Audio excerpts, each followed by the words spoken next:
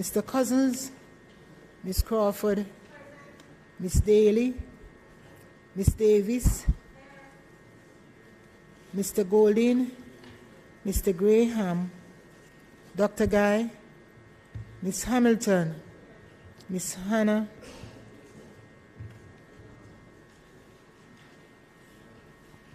Mr. Henriquez, Mr. Henry, Mr. Hilton, Mr. Jackson, Mr. Lawrence, Ms. Lee, Mr. Miller, Mr. Montague, Ms. Morrison, Mrs. Nita Garvey, Dr. Brownberg,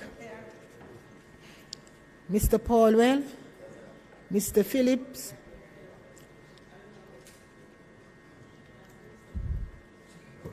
Dr. Phillips, Mr. Robertson, Dr. Charles, Mr. Charles, Mr. Robertson, Mr. Robinson, Mr. Samuda, Mr. Shaw, Mr. Siblist, Mr. Slowly, Mr. Vaz, Mrs. Vaz, Dr. Wheatley, Mr. Williams, Mr. Wilson, Mr. Wright.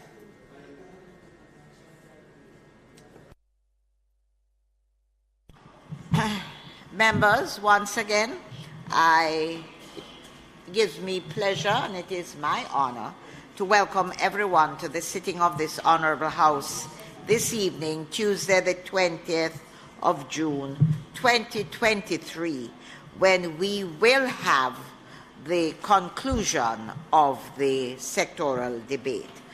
I would like to extend a special welcome to those joining us via the various social media platforms, and I also want to include persons watching us on the PBC TV.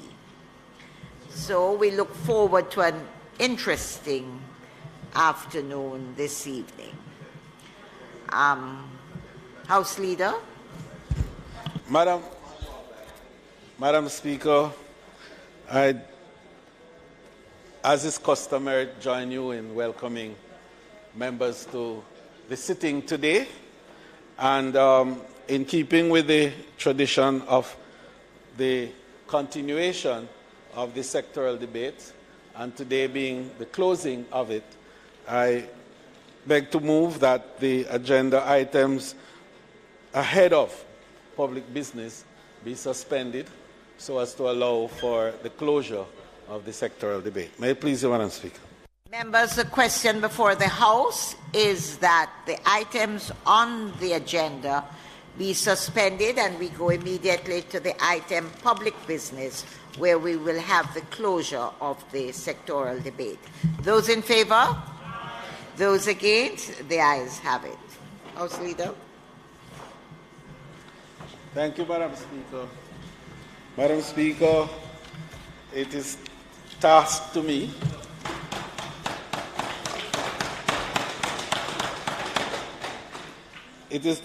Madam Speaker, esteemed colleagues, to stand before you to close the sectoral debate for the fiscal year 2023-24.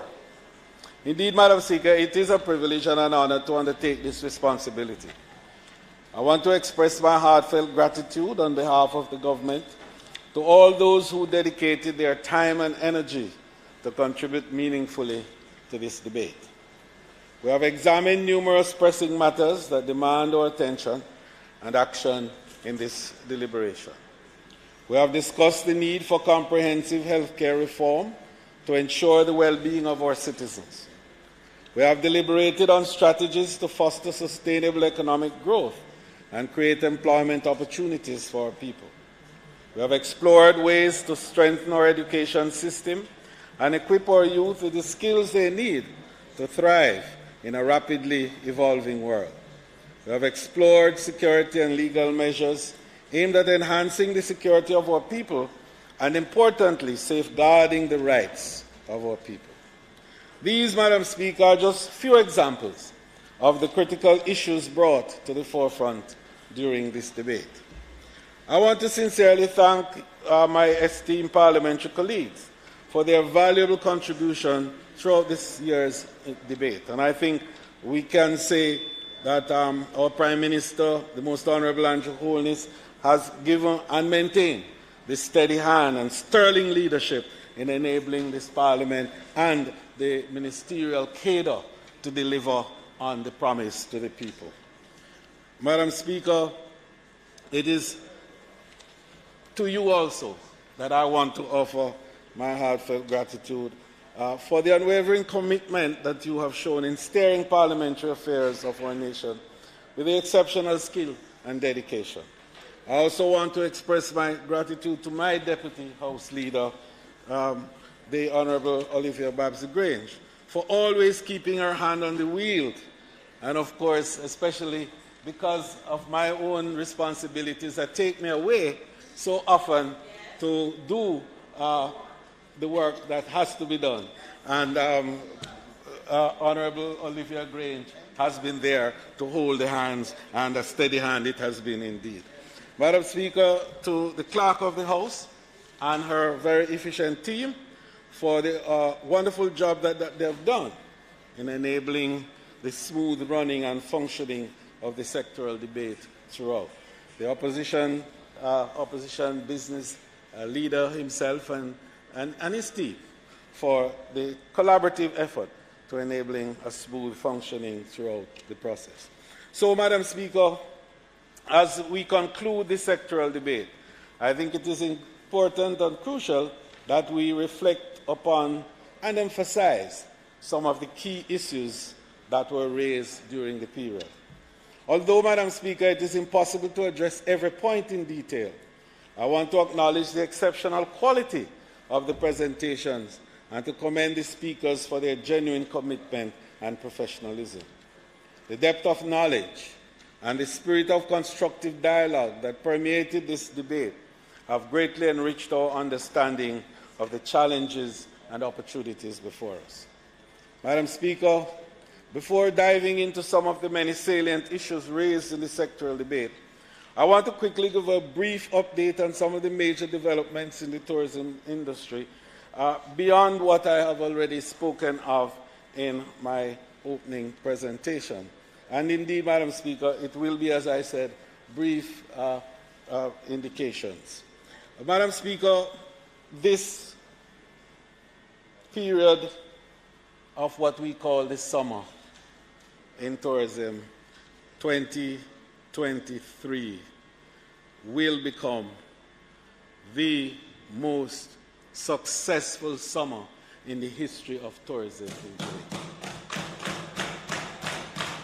Madam Speaker, already even before the completion of the 6th month of this year, we have already brought in 2 million visitors to Jamaica and have earned over $2 billion for the country. Madam Speaker, this is a whopping 18% increase over 2019 earnings for the same period. And Madam Speaker, I'm sure it will be no surprise then that Jamaica is bracing for the best ever summer season. The fact has been reinforced, indeed, Madam Speaker, by the engagements which I led into the New York area, the tri-state area, Miami and Atlanta in the last few days. As you know, we responded to certain headwinds that we thought we were experiencing. And Madam Speaker, we were able to head it off, in fact, and to be able to report that we still have 1.4 million seats coming out of the rest of the markets for this summer, of which 1.2 million is from the United States of America. Madam Speaker, we were able to have discussions also with our partners in the cruise industry and have settled certain understandings with regards to our Western itinerary that you know had lagged behind because one of our partner ports in the region has not been functioning. I make no reference to name at this time, but you know, these itineraries are influenced by a number of ports of call. And if one port is out of whack, it disrupts the itinerary. And so Jamaica has had a little hiccup there in terms of getting back to the levels of 2019 that we had anticipated. The truth is, however, Madam Speaker, is that we are now about 80% of 2019 for cruise, and that is a very strong position to be in. But to just indicate that in our discussions, we had to look at the main port for us of Falmouth. And I will have a lot more to say about what both Port Authority and ourselves will have to do, along with the town and the citizens of Falmouth, to bring that port to become a corner, what they call a cornerstone port, that will anchor the entire itinerary, so that whatever the discussions are, the itinerary remains strong because the anchor is there and solid. The anchor for our western itinerary was another port, somewhere else, that is not functioning as well at this time. And that's the reason for that disruption. So we are going to be working assiduously over the next few weeks, months, to ensure that we bring Falmouth to that level where it can be regarded as a cornerstone port for the western itinerary. Madam Speaker, the issues, therefore, of moving forward with tourism has been very well structured around technical arrangements. And part of it has to do, Madam Speaker, with initiatives that we know are engaged in terms of building strategic arrangements and to reinforce the action plan that we had initiated at an earlier period. As a result of that, Madam Speaker, we are pleased to advise that the Inter-American Development Bank has become the technical partner for us as we seek to develop a robust and well-defined tourism strategy and action plan, which will serve as a roadmap for a successful tourism future. This strategy, Madam Speaker, addresses the important issues of economic growth and inclusion, environmental sustainability, cultural preservation, human capital development, and maintaining the balance between the quality of a visitor experience and the quality of our lives as citizens of the country. And I wanted to emphasize this latter one, Madam Speaker, because the essence of tourism is not about the tourists. The essence of tourism is about the people of the destination, the people of Jamaica. This tourism strategy, Madam Speaker, is also as good as you know, as the partnerships that we have. Therefore, we will be collaborating with our key stakeholders and tourism partners in ensuring that this effort works and that it works quickly and well. To this end, we have begun a series of island-wide workshops to obtain valuable feedback and insights that will help shape the direction of the future of our tourism initiatives. We have already held successful workshops in Montego Bay, Port Antonio, and Ocho Rios, and we have workshops that are planned for all the other resort areas across Jamaica. The second area of this critical structure that we have developed is to build out the destination assurance framework and strategy. And this, Madam Speaker, is a historic activity. This is a groundbreaking activity on the part of Jamaica, because we are the only destination in the world that has and will have a destination assurance policy. And this, Madam Speaker, when we thought it through at the beginning, we brought some international consultants and to talk about it from George Washington University and elsewhere. They never heard of destination assurance. They heard about destination management, and they heard about all sorts of other related matters with destination. But destination assurance as a strategy essentially says that you are making a promise to the market that when you come to our destination, you'll have a safe, secure, and seamless experience. And that was the big 3 S's that Jamaica brought to the table. And Madam Speaker, we have started out that, and for good works, we've been able to develop a green paper on it, which Cabinet has already approved and has come here to the Parliament. And now we are undertaking a stakeholder consultation with the aim of finalizing the framework and strategy as a white paper for tabling in the Parliament in this current financial year. Madam Speaker, the stakeholder engagements have been 95% complete, and we have been on the road. And with all of being moving from one market location to another, we have also been moving from one part of Jamaica to the other. And we have had a 95% completion in terms of consultations in Negril, Montego Bay, Ocho Rios, Treasure Beach, Mandeville, and Kingston. And on Thursday, I go to St. Thomas, and on Friday, we do Port Antonio in Portland.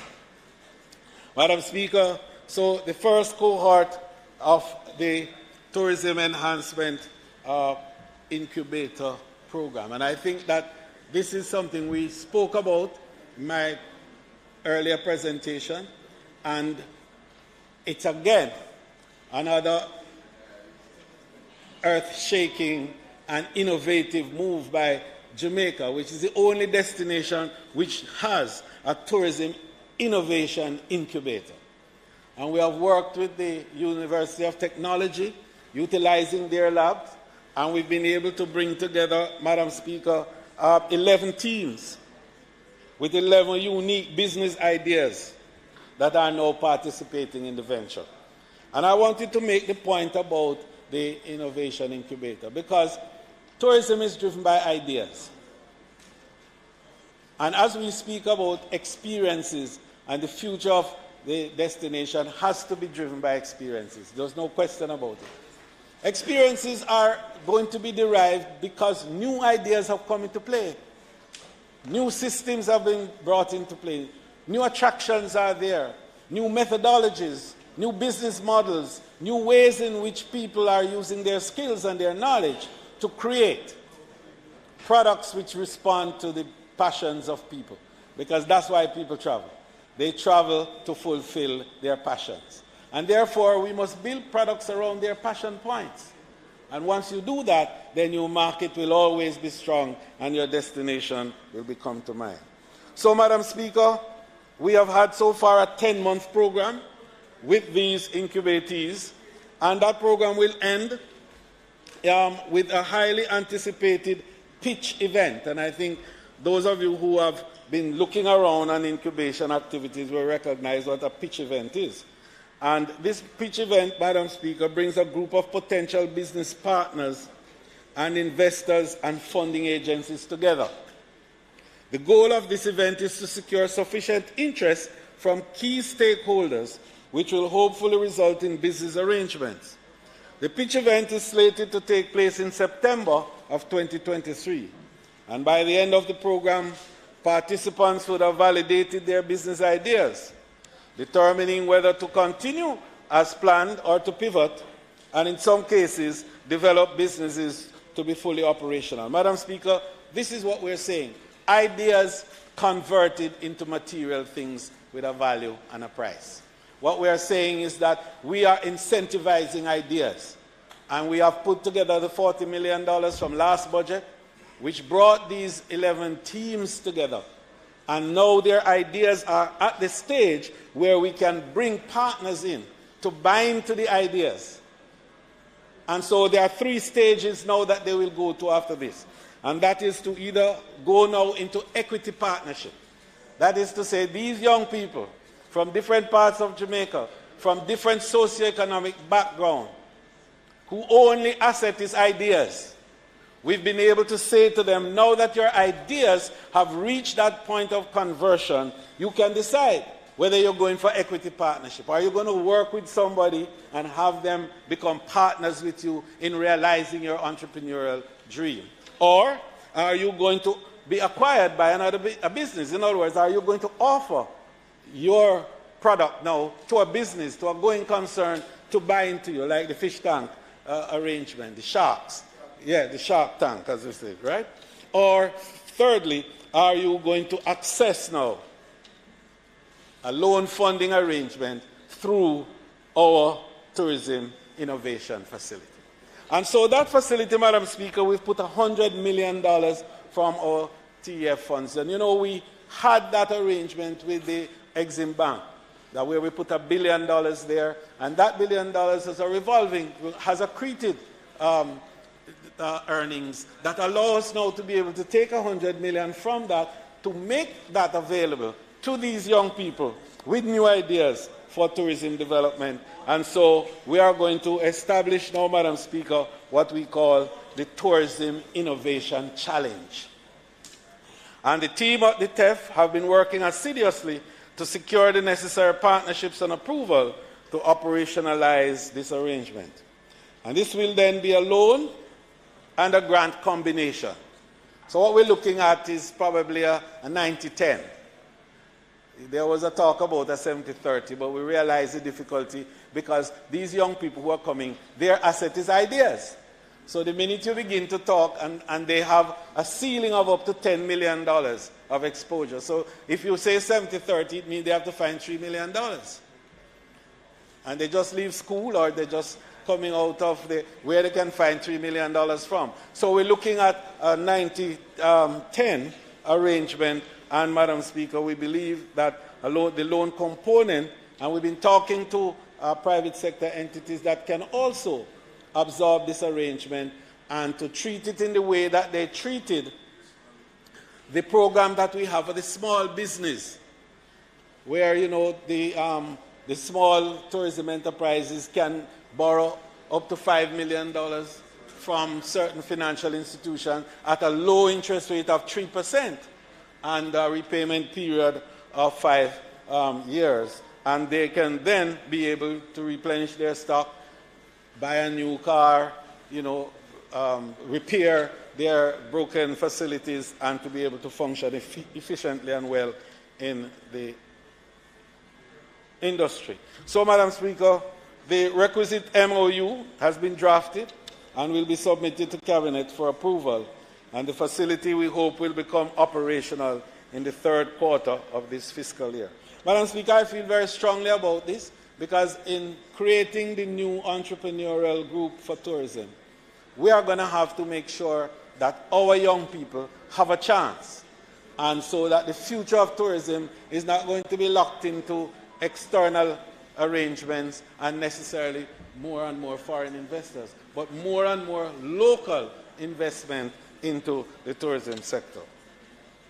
Madam Speaker, having had the experience of managing the industry through the pandemic, the government will be more strategic about gathering evidence to make decisions about how to optimize the economic, social, and environmental and infrastructure benefits of the tourism investment.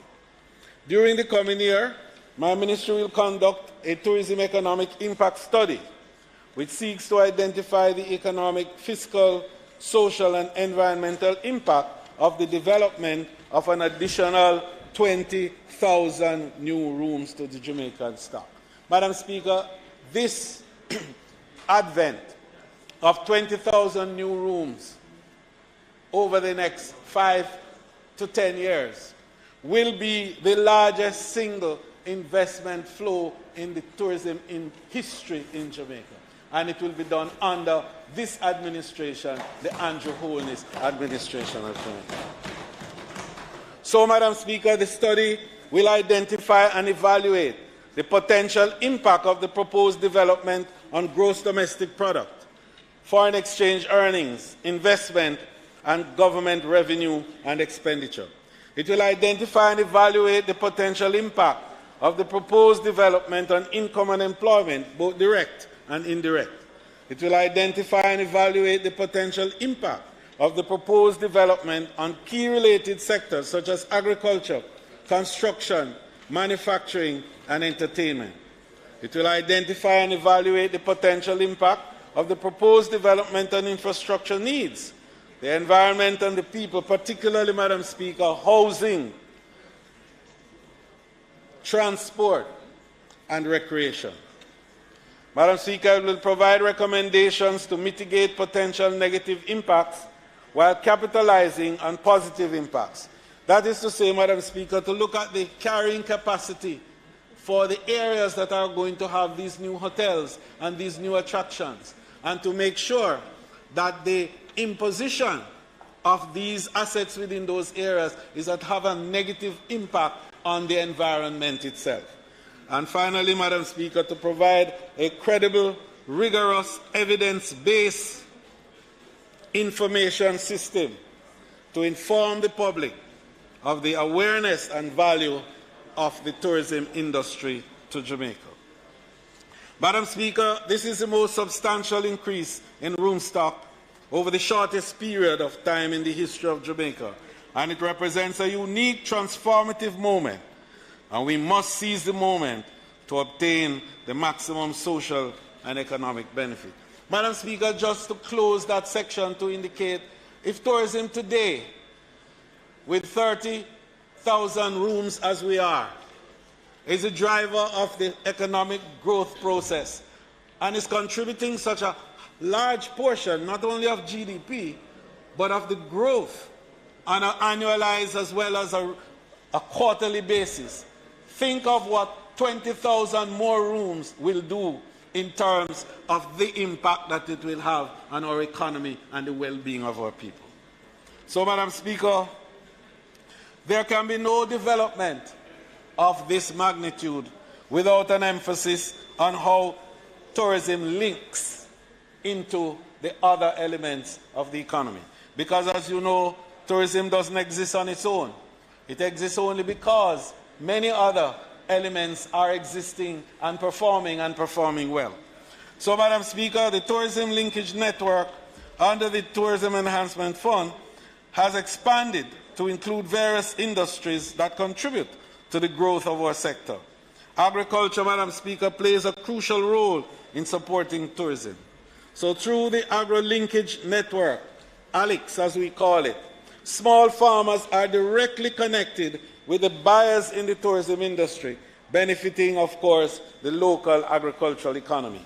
In the first 5 months of this year, Madam Speaker, farmers achieved a remarkable milestone by generating a revenue of approximately $325 million through the ALIX platform. This significant accomplishment, Madam Speaker, showcases the platform's effectiveness in connecting farmers with potential buyers and creating prosperous opportunities.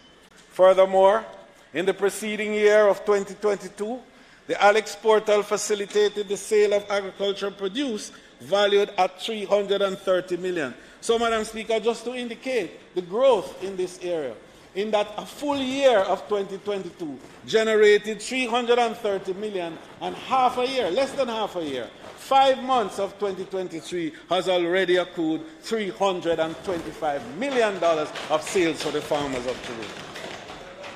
This achievement, Madam Speaker, not only highlights the platform's success, but also underscores the positive impact it has had on the livelihood of 1,733 farmers and 671 registered buyers.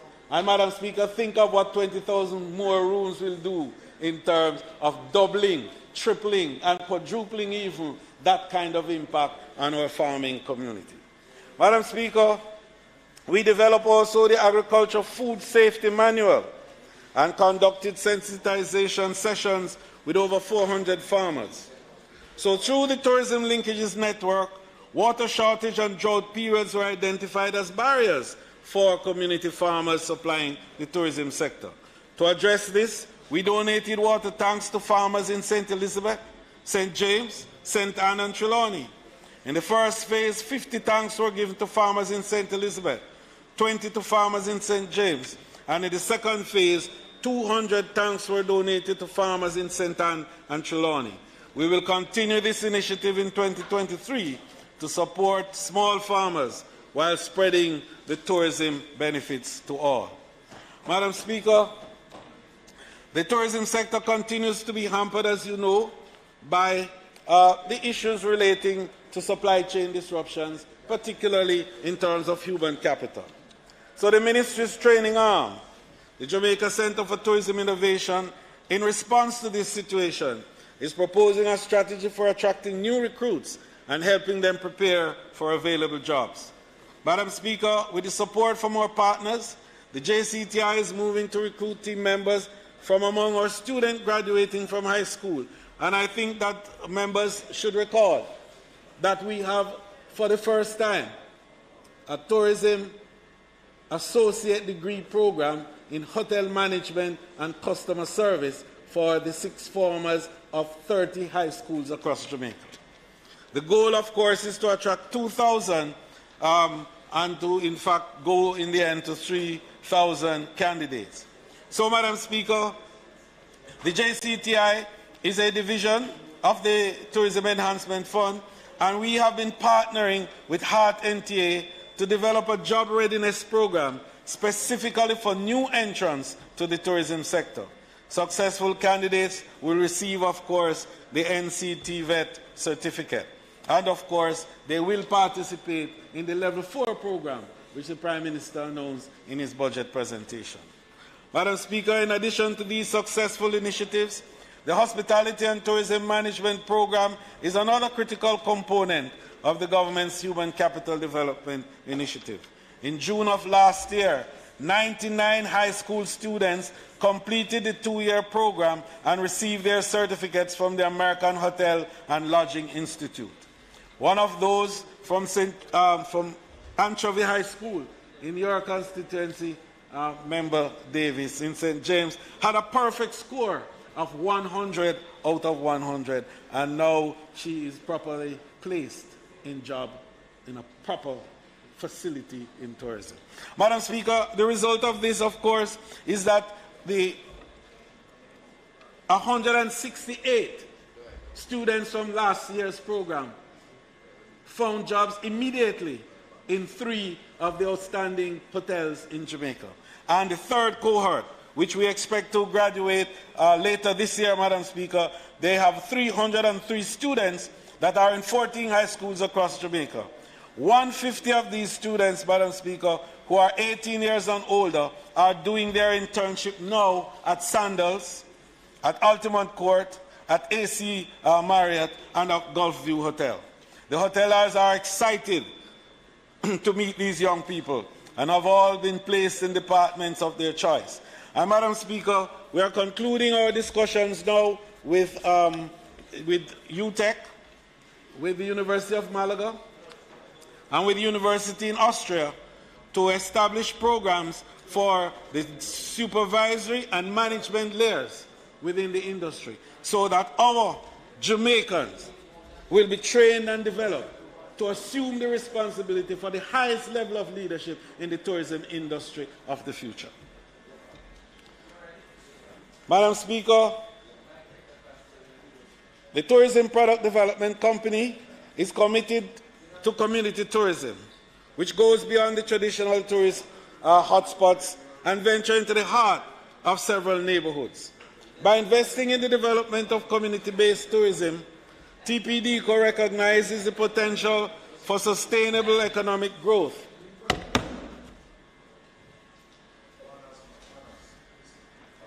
By investing in the development of community-based tourism, TPDCO recognizes the potential for sustainable economic growth, job creation, and the preservation of cultural heritage. Now, Madam Speaker, as we continue to work with the communities to spread their participation in tourism, I am delighted to share with you an extraordinary development that promises to transform the cultural landscape of Trenchtown. And I was there, the member from South St. Andrew wasn't able to join us there, but that's shocking because I was there and I asked. But it's all, you know where I am concerned.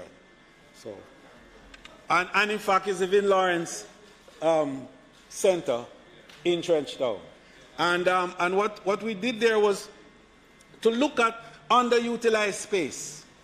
And through the Spruce Up program, we work with communities to build now new attractions. And this is a program that is going across Jamaica. This one is completed, Madam Speaker, and what it has done, the visitors will have an opportunity to delve in the heart and soul of the community, experiences its music, its art, its cuisine, and captivating the stories firsthand. As visitors wander through the parks and pathway, they will be treated to vibrant murals depicting the iconic figures who have emerged from Trenchtown area. And when you go down there, you see, the last time I was there with you. So I'm surprised really this time that you weren't there. And the place looks good. It is really a very attractive looking thing. It's your community, so we'll deal with that. So, Madam Speaker, these are larger than life artworks that pay homage to the rich musical heritage that was born in that very community. And so when I went there, we saw the Bob Marley imagery, and we went to, of course, the yard, culture yard, where Georgie made the firelight, and we were able to see that what has happened now is that a creation is there of a studio that the ordinary person can now come in, and we also have a rehearsal room in the area. And then there is a platform for a stage for presentation, and we are going to be landscaping the area, and it will look good indeed. So, Madam Speaker, that's just a start. We plan to have a number of them in other parts of the country where these will be attractions. And that's part of what I think a few members of Parliament who have already indicated to us through their spruce up allocation for activities such as these, we will see more of them happening. Madam Speaker, the future of tourism is bright, but it's also predicated, Madam Speaker, on development in the digital space and an understanding of what the Internet of Things is going to be and how that is going to impact the experience of tourism across the road. Jamaica, therefore, is collaborating with the World Bank in developing and conducting a regional study on the future of tourism in the Caribbean. And this study will guide us in creating a sustainable and integrated Caribbean tourism space. And Jamaica wants to be the leader in that process, not just in terms of thought leadership, but to give guidance to how a true tourism economy can emerge and make a difference to the life and well-being of people. Madam Speaker, let me turn now to look at the responses from our various presentations throughout this very strong, powerful, and ebullient period of debate and discussions in this Honourable House.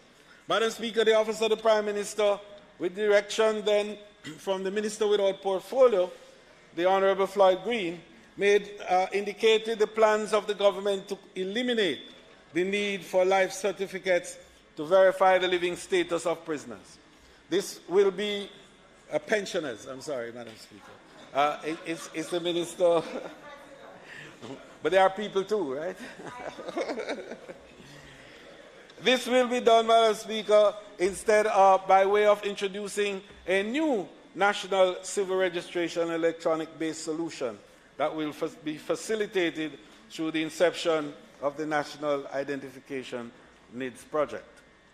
Furthermore, Madam Speaker, under the NIDS, project on construction and setup of the Registrar General Department record digitization and indexing facility has been achieved within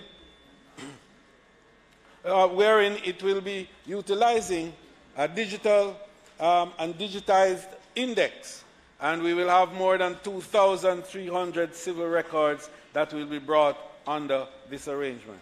The project will digitize all the records of the RGD, and of course, and that will begin from 1930 to present. And that is really a massive undertaking, and we want to commend the Minister for that work. No, that's yours here.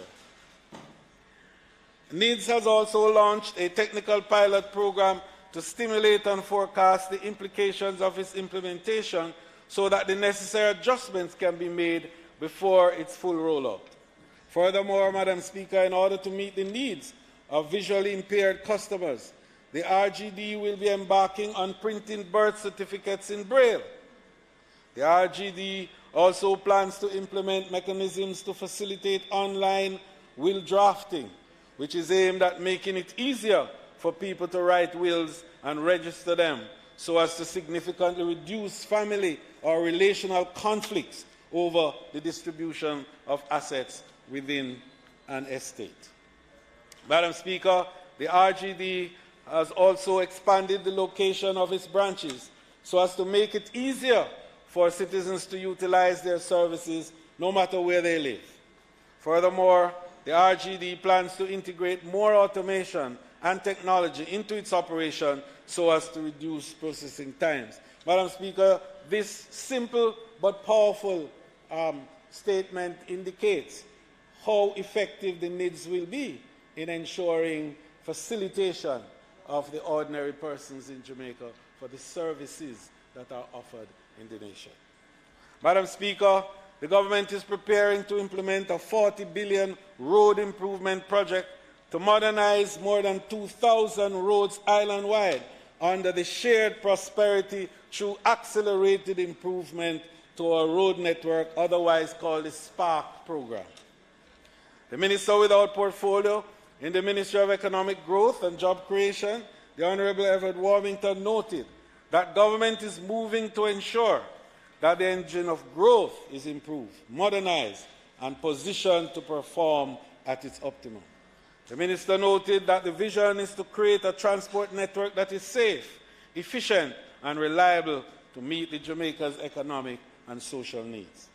Key objectives of the program, Madam Speaker, include improving the targeted road surfaces and intersections along targeted urban corridors, installing legalized drainage, culverts, etc., improving road safety through the construction of retaining walls and the installation of guardrails and the installing of pedestrian facilities at selected locations. The expected outcome include, Madam Speaker, improved road safety, better legalized drainage, and reduced travel time, vehicle operating cost, and motor vehicle carbon emissions. The Minister, Madam Speaker, informed that under the initiative, the preliminary parish breakdown of expenditure will be as follows: Kingston for $2 billion, St. Andrew $2.9 billion, St. Catherine $4.2 billion, St. Thomas $1.2 billion, Manchester $1.257 billion, St. Elizabeth $1.5 billion, Clarendon $4.087 billion, Portland $1 billion, St. Mary $3.2 billion, St. Anne $3.2 billion, Hanover $2.5 billion, St. James $2.2 billion, Trelawney $1.8, and Westmoreland $2 billion. Madam Speaker, this will be the most comprehensive road maintenance, repair, and rehabilitation program in the history of Jamaica. Some of the roads to be rehabilitated include the Mountain View Avenue, Old Hope Road, Mullines Road, Walton Park Road, Constant Spring to Stony Hill, Caymanas to Twickenham Park, Spanish Town to Angels, Tamarind Farm to Nago Heads, Moran Crossing to Whitehall, Airy Mount to Hampton Court, Port Moran to Bath, Caledonia Road, Spurtree Hills to Gutters, Williamsfield to Greenvale via bypass, and Loana to Black River to Scotts Cove, Malvern to Santa Cruz, and Loana to Sandy Ground.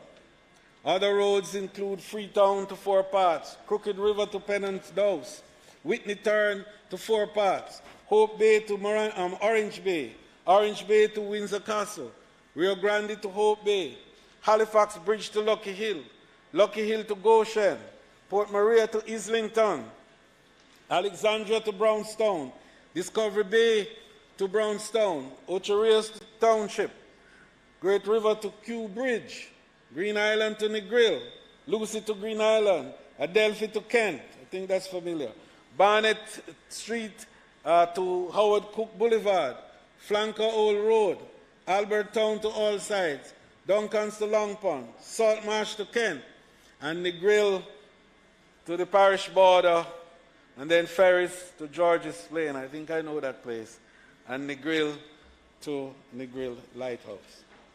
Madam Speaker, Jamaica has several housing programs in place. Under the National Housing Policy and Implementation Plan, 57,000 houses are in various stages of development. The new social housing program, NSHP, has seen the construction of 137 units, which have benefited 523 Jamaicans. And Madam Speaker, we want to emphasize that, because that is a direct response from our Prime Minister recognizing the social need that exists at the lowest economic stratum in this country of people who have no means but have availability of some land. And we can move in and provide this social housing initiative and enable small families that otherwise would have nowhere to rest, have a comfortable place to sleep, and their children can grow in decency. Madam Speaker, we really want to commend our Prime Minister for that initiative because it is making a huge difference across Jamaica. And for those who are of another mind, we want it to be clear. The Prime Minister goes into every constituency across Jamaica dealing with this program, irrespective of who is representing that constituency, whatever color, creed, or class it right. Notable too, Madam Speaker, the Urban Development Corporation is spearheading the Caymanas commercial and housing development, which is expected to provide affordable housing and commercial properties. Also, Madam Speaker, as of March 31, 2023, 10,626 titles have been issued under the National Titling Program.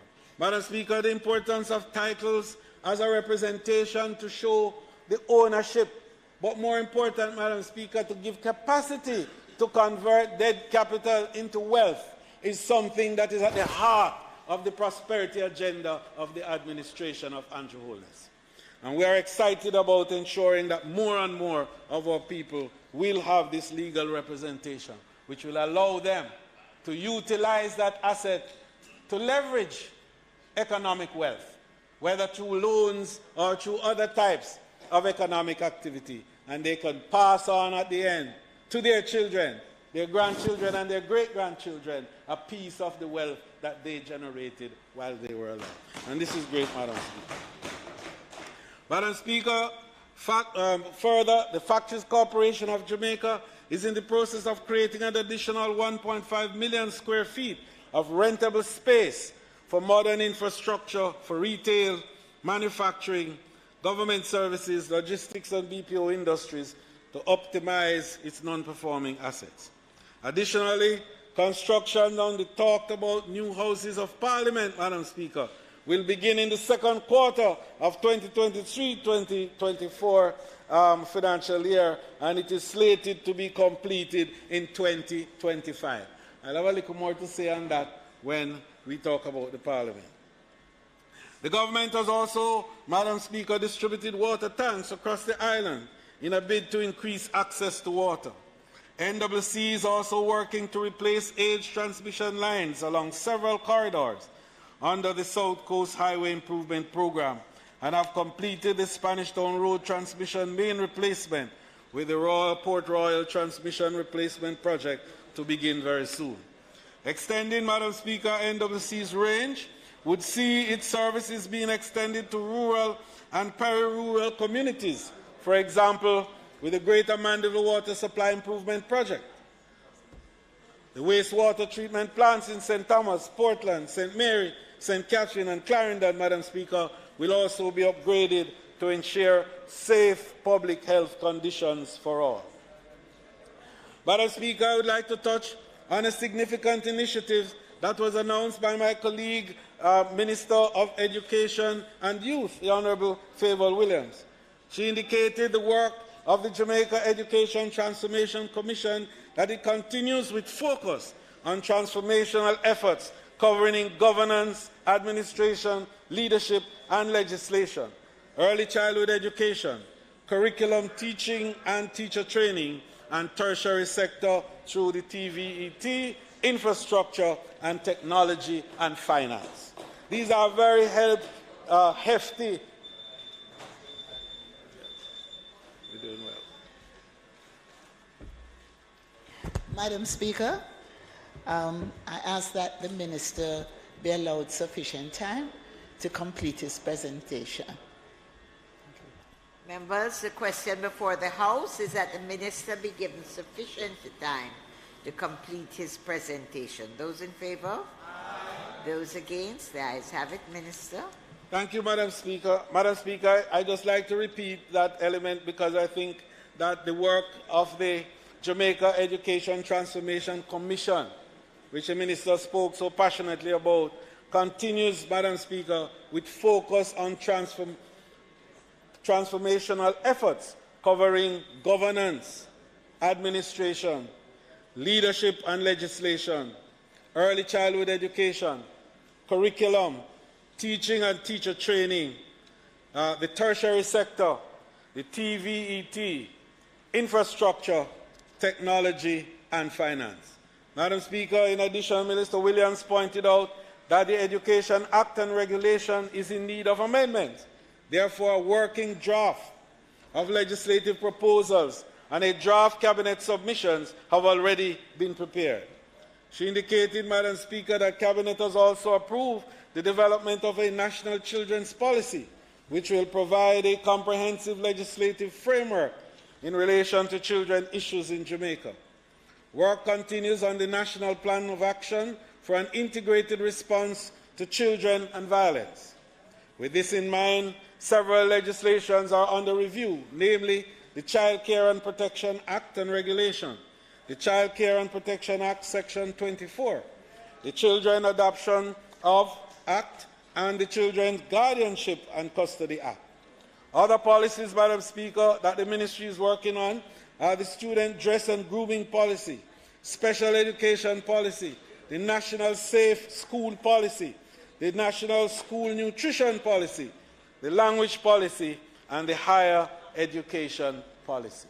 Madam Speaker, in closing, she spoke eloquently of the transformation program, which is being headed by Professor Orlando Patterson, and I see that the new director of the program, Dr. Alexander, has just been installed and put in place. Madam Speaker, we heard her this morning, and she sounds eloquent and well. Madam Speaker, the Ministry of Health and Wellness has been allocated a budget of approximately $6.43 billion for the fiscal year 23-24. This represents a substantial increase of some 31% compared to the previous year's allocation, demonstrating the government's dedication to strengthening our healthcare infrastructure and services. This increased investment, Madam Speaker, will enable us to further enhance healthcare delivery across the country. One notable project highlighted by the Minister of Health and Wellness, the Honourable Dr. Christopher Tufton, that exemplifies our commitment to improving healthcare facilities is the Western Children and Adolescent Hospital in St. James. The construction of this state-of-the-art facility, Madam Speaker, has progressed to the 5th floor with over $450 million already invested. We are grateful for the generous grant the People's Republic of China provided, which has made this project possible. Once completed in 2025, Madam Speaker, this hospital will stand as the only adolescent hospital in the English-speaking Caribbean and the second pediatric facility on the island. It will significantly enhance our capacity to provide specialized care to children and adolescents, raising the healthcare standards of Jamaica. But, Madam Speaker, when tied into the Cornwall Regional Hospital, that will be the largest single facility in the region and will be a huge driver of health tourism as a new dimension to the product of tourism in Western Jamaica. In addition, Madam Speaker, Minister Tufton was delighted to share once more that groundbreaking for the Spanish Town Hospital is scheduled for July 2023. With a contract price of approximately $6.4 billion, this redevelopment project will span 2 years. The revitalized hospital will significantly contribute to improve healthcare services for the residents of Spanish Town and its environs. Madam Speaker, our commitment to transforming healthcare extends beyond infrastructure development.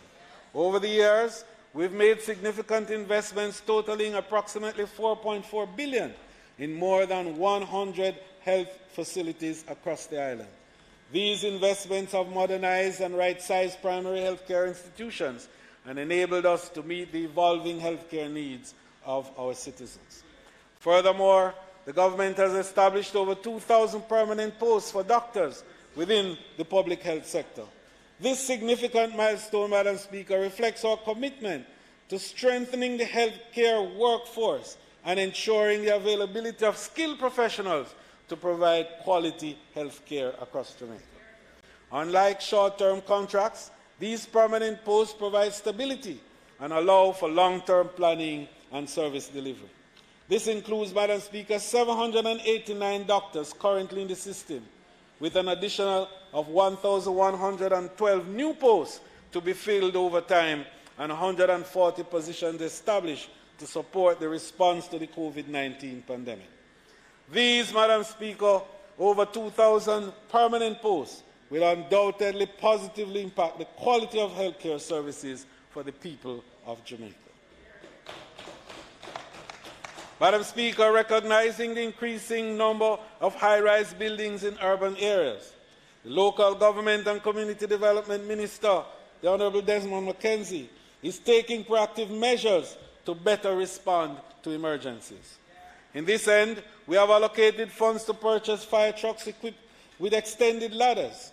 These new trucks, Madam Speaker, will reach an impressive 20 floors or 200 feet, surpassing the current fleet used by the Jamaica Fire Brigade that can reach only 10 to 12 floors or 104 seats. Madam Speaker, what is happening? This minister has now doubled the capacity of the Jamaica Fire Brigade to deal with high-rise buildings and to deal with emergencies in those buildings. And it is important because we are seeing more and more of these high-rise buildings emerging, not just in Kingston as a metropolis, but all across Jamaica. And it is important that those people who invest in these things feel that sense of safety, and that if anything happens, our fire department will be able to respond quickly, readily, and effectively. This significant upgrade, Madam Speaker, will boost our capacity to address emergency effectively and ensure the safety of occupants in high-rise buildings. The estimated cost of each truck is approximately $250 million, and the initial deployment will prioritize Kingston and Montego Bay, where a considerable number of high-rise buildings are located. Furthermore, Madam Speaker, Minister Mackenzie remains committed to the comprehensive rehabilitation of markets throughout the island. For the current financial year, the Minister has outlined an ongoing program that includes the restoration of markets, notably the Savannah Lamar Market in Westmoreland, which is already in progress, with an allocated budget of $20 million for the first phase. The total estimated cost for the rehabilitation of the Savannah Lamar Market will exceed $70 million. These efforts, Madam Speaker, demonstrate our commitment to enhancing market infrastructure, creating better trading environment, and supporting the economic viability of our local communities. Madam Speaker, since its establishment in March 1, the Constitutional Reform Committee, under the leadership of Legal and Constitutional Affairs Minister, the Honourable Marlene Malahou-Fort, has been actively engaged in its mission to provide expert guidance and oversight to the government and people of Jamaica during the constitutional reform process. The CRC is committed to implementing the recommendations of the Joint Select Committee on Constitutional and Electoral Reform, where consensus remains, and to foster consensus in other areas where it matters, so that we can have a seamless arrangement, and where there are any erosions whatsoever, Madam Speaker, that situation becomes non-existent. The committee's dedicated efforts are aimed at ensuring that the constitutional reform process is inclusive and representative of the aspirations of the Jamaican people. Madam Speaker, the Law Revision Secretariat has undertaken several significant initiatives in 2023 legislative year. These initiatives are aligned with the Secretariat's mandate to enhance the availability of legal information to the public. The Secretariat has diligently revised newly enacted and amended statutes and subsidiary legislations for 2019, 2020, and 2021. Furthermore, revised content for publication has been prepared for the printers, covering the previous years. Madam Speaker, in addition, the online versions of the revised pages of the laws of Jamaica have been updated to include content up to 2019 for subsidiary legislation and 2020 for statutes. Madam Speaker, this is very important, and I think the leader of the opposition who had responsibilities for these at one time will appreciate this, in fact, and the importance of it. So these efforts are aimed, Madam Speaker, to ensure that the legal information accessible to the public is accurate, up-to-date, and readily available. Madam Speaker, these developments reflect our commitment to transparent governance and the effective dissemination of legal information. Through advanced constitutional reform and enhancing legal resources, we aim to foster a society that is informed, empowered, and engaged in the governance and the rule of law. Madam Speaker, under the Urban Renewal and Development Program, 70 projects were approved for implementation across 55 constituencies and 9 municipalities.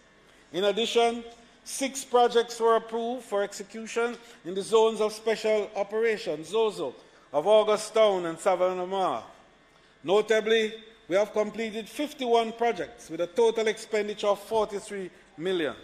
These projects, Madam Speaker, have contributed significantly to revitalizing and transforming our urban areas, fostering community development, and improving the quality of life for residents. Furthermore, the zinc fence removal program has been a pivotal aspect of the Urban Renewal and Development Program, with approvals granted for its implementation in 6 constituencies, benefiting approximately 400 Jamaicans. This initiative enhances the aesthetics of communities and promotes safety and social cohesion.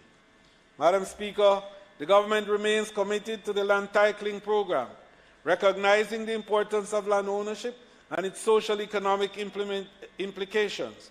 Over 3 years, we have pledged to raise 20,000 certificates of title, to issue, in fact, 20,000 certificates of title.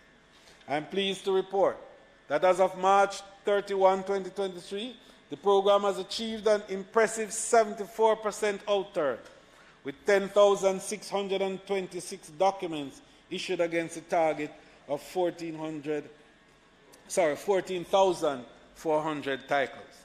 This significant milestone demonstrates our commitment to empowering Jamaicans with secure land tenure, unlocking economic opportunities, and promoting social stability. These achievements underscore dedication to community development, urban revitalization, and empowering Jamaicans through land ownership. Investing in these programs, Madam Speaker, fosters sustainable development, enhances living conditions, and provides avenues for economic growth and prosperity. Madam Speaker, the Cabinet has approved the replacement of 171.5 megawatts of power capacity for the aging power generation plant of the JPS under the right of first refusal provision. This decision, Madam Speaker, underscores Energy Minister, the Honourable Darrell Vaz's commitment to transitioning to a more sustainable, renewable energy future. We recognize the need to replace outdated power generating infrastructure with mature renewable sources as best as possible. By doing so, we are reducing our carbon footprint and paving the way for a more resilient and efficient energy sector that benefits all Jamaicans.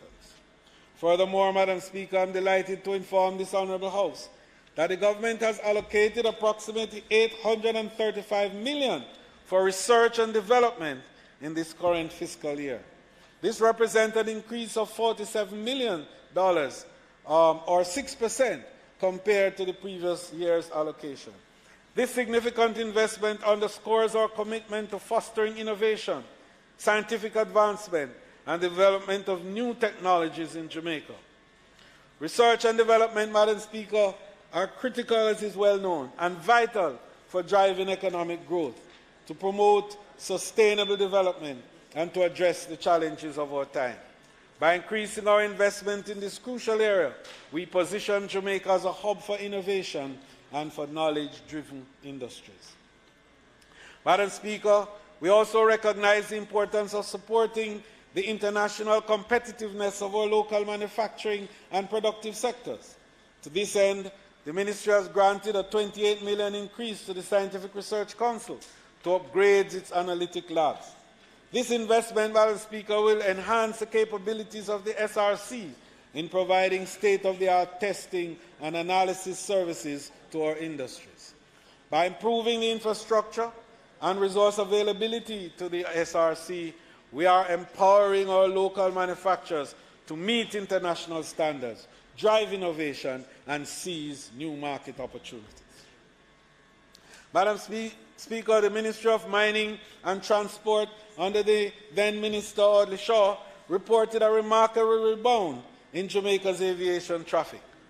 By December 2022, our aviation sector has recovered 6 million passengers, reaching 91% of the pre-COVID levels. This, Madam Speaker, this recovery is a testament to the resilience and determination of our aviation industry and reflects the successful implementation of strategies to rebuild passenger confidence. In 2020, our aviation traffic suffered a significant setback with a 67% decline, equivalent, Madam Speaker, to 2.2 million passengers. And of course, this, was due to the COVID-19 pandemic. However, we have rebounded from this challenge. We are on track to achieve a total return to pre-pandemic levels by 2025, with approximately 6.5 million visitors annually between Sangsters International Airport and the Norman Manley International Airport in Kingston. Moving on to our railways, Madam Speaker, I'm delighted to share that the Jamaica Railway Corporation has generated an additional $3.67 million since introducing the pilot student service commuter trains. This commendable achievement has been made possible through train excursions extended to various schools across the island. These excursions provide unique educational experience and contribute to the JRC's financial sustainability. The pilot student service is a testament to our commitment to promoting environmentally friendly and efficient modes of transportation while engaging our youth and fostering a sense of pride in our railway system. In line with our efforts to enhance public transit services, the Jamaica Urban Transit Company, JUTC, will receive a boost of adding 50 new buses, including 45 diesel and 45 electric buses by the end of this month. The infusion of modern and environmental-friendly vehicles will improve the JUTC's capacity to serve our citizens and enhance our public transportation system's overall efficiencies and reliability. Furthermore, we're excited to announce that by September, an additional 20 compressed natural gas (CNG) fuel buses will be added to the fleet through a joint arrangement with our valued private sector partners. This collaborative effort, Madam Speaker, demonstrates our commitment to sustainable transportation solutions and reducing our carbon footprints. Madam Speaker, the Ministry of Justice has achieved substantially increased efficiencies within the court system due to the advent of uploading court documents digitally through the judicial case management system. The Ministry has moved forward with transitioning the court system into a digital age by allowing for hearings and court sessions to be held virtually. In addition, the Ministry has promoted the use of mediation and alternative dispute resolution mechanisms instead of utilizing the court system to achieve this. If the remit of this initiative is achieved, Madam Speaker, the court system will be significantly less burdened by an overwhelming number of cases. Furthermore, Madam Speaker, the Ministry of Justice has also given prosecutors the provisions to appeal to the relevant court if they believe sentencing for conviction is too lenient. In addition, the Ministry have also procured mobile units that will be used to facilitate remote testimonies in cases wherein witnesses are not able to travel to the relevant courts to do this. Furthermore, Madam Speaker, the Ministry has also implemented the Government Financial Management Service software, the GFMS, a system that is computerizing the accounting functions across the courts so as to limit financial risk and irregularities thereby increasing the accountability of the judicial system. Madam Speaker, the Legislative Production Management System, the LPMS, has been upgraded and revamped so as to allow for external ministries, departments and agencies to submit their legislation requests electronically to the Office of the Parliamentary Council more quickly and more efficiently. The Ministry has also increased the number of restorative justice centres, the RJCs, by locating branches in areas of Greenwich Town and Pembroke Hall. The availability of these restorative justice centres have also been further promoted in efforts to reduce, Madam Speaker, incidences relating to domestic violence and other disputes. Madam Speaker, in the first 11 months of 2022 to 23 fiscal year, approximately $253 million in grants were disbursed under the rehabilitation from the Ministry of Labour and Social Security. This financial assistance, Madam Speaker, has reached some 5,648 families, offering much needed support during challenging times. The rehabilitation program has been proven to be an essential lifeline for those facing economic hardship, providing them with means to rebuild their lives and secure a brighter future. Additionally, Madam Speaker, then Minister Carl Samuda noted that the special economic relief program in addressing the economic distress faced by individuals not registered under the PATH program. Grants, Madam Speaker, totaling some $169 million were disbursed in nearly 17,000 individuals to nearly 17,000 individuals identified at the constituency level and who were experiencing economic challenge. Madam Speaker, you will recall that the Minister detailed constituency by constituency the number of beneficiaries, and I think that represents a very strong statement of commitment that we have to the poor and marginalized within our communities. This assistance, Madam Speaker, has undoubtedly provided a glimmer of hope and relief to those most in need. Madam Speaker, the Ministry of Labour and Social Security through PATH has also committed its commitment to providing income support to vulnerable families. A remarkable $9.5 billion was allocated for income support during the fiscal year 2022 to 23, benefiting 130 families. Within this amount, approximately $2 billion was dedicated to back-to-school grants for PATH students, ensuring that they have the necessary resources to pursue their education. Madam Speaker, the government has successfully digitized the traffic ticket management system, incorporating electronic ticketing capabilities and ensuring, Madam Speaker, that the ticketing system in Jamaica is now reliable and can in fact become the deterrent that it ought to provide for abrogation of the rules and laws of managing the roads. This significant development, Madam Speaker, streamlines the traffic enforcement process and lays the foundation for more efficient public order enforcement. With this digital system, we can better manage traffic violations and optimize the use of fixed fine regimes, ensuring fair and effective enforcement nationwide. In our efforts to improve the working conditions of our dedicated police officers, our Deputy Prime Minister and Minister of National Security, the Honourable Dr. Horace Chang, noted that 6 new police stations were constructed. These fit-for-purpose stations, Madam Speaker, located in Shady Grove, Olympic Gardens, Buff Bay, Port Antonio, Mount Salem, and Green Acres, have been designed to enhance operational efficiencies and provide better facilities for law enforcement personnel. These stations will be ready for operation later this year, creating a conducive and modern working environment for our officers to effectively serve and protect our communities. Madam Speaker, the government remains committed to enhancing our national closed-circuit television CCTV surveillance program, known as Jamaican Eye. Recognizing the importance of comprehensive surveillance in maintaining public safety, we have expanded the network of cameras across the island.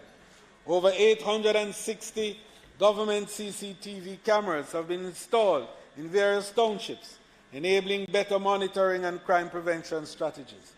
We will continue to invest in this critical infrastructure to strengthen our security apparatus and provide safer environments for our citizens. Furthermore, Madam Speaker, the government recognizes the value of body-worn cameras in law enforcement operations. To ensure transparency and accountability, we have allocated funds to procure an additional 1,000 body-worn cameras for the Jamaica Constabulary Force members during the upcoming fiscal year.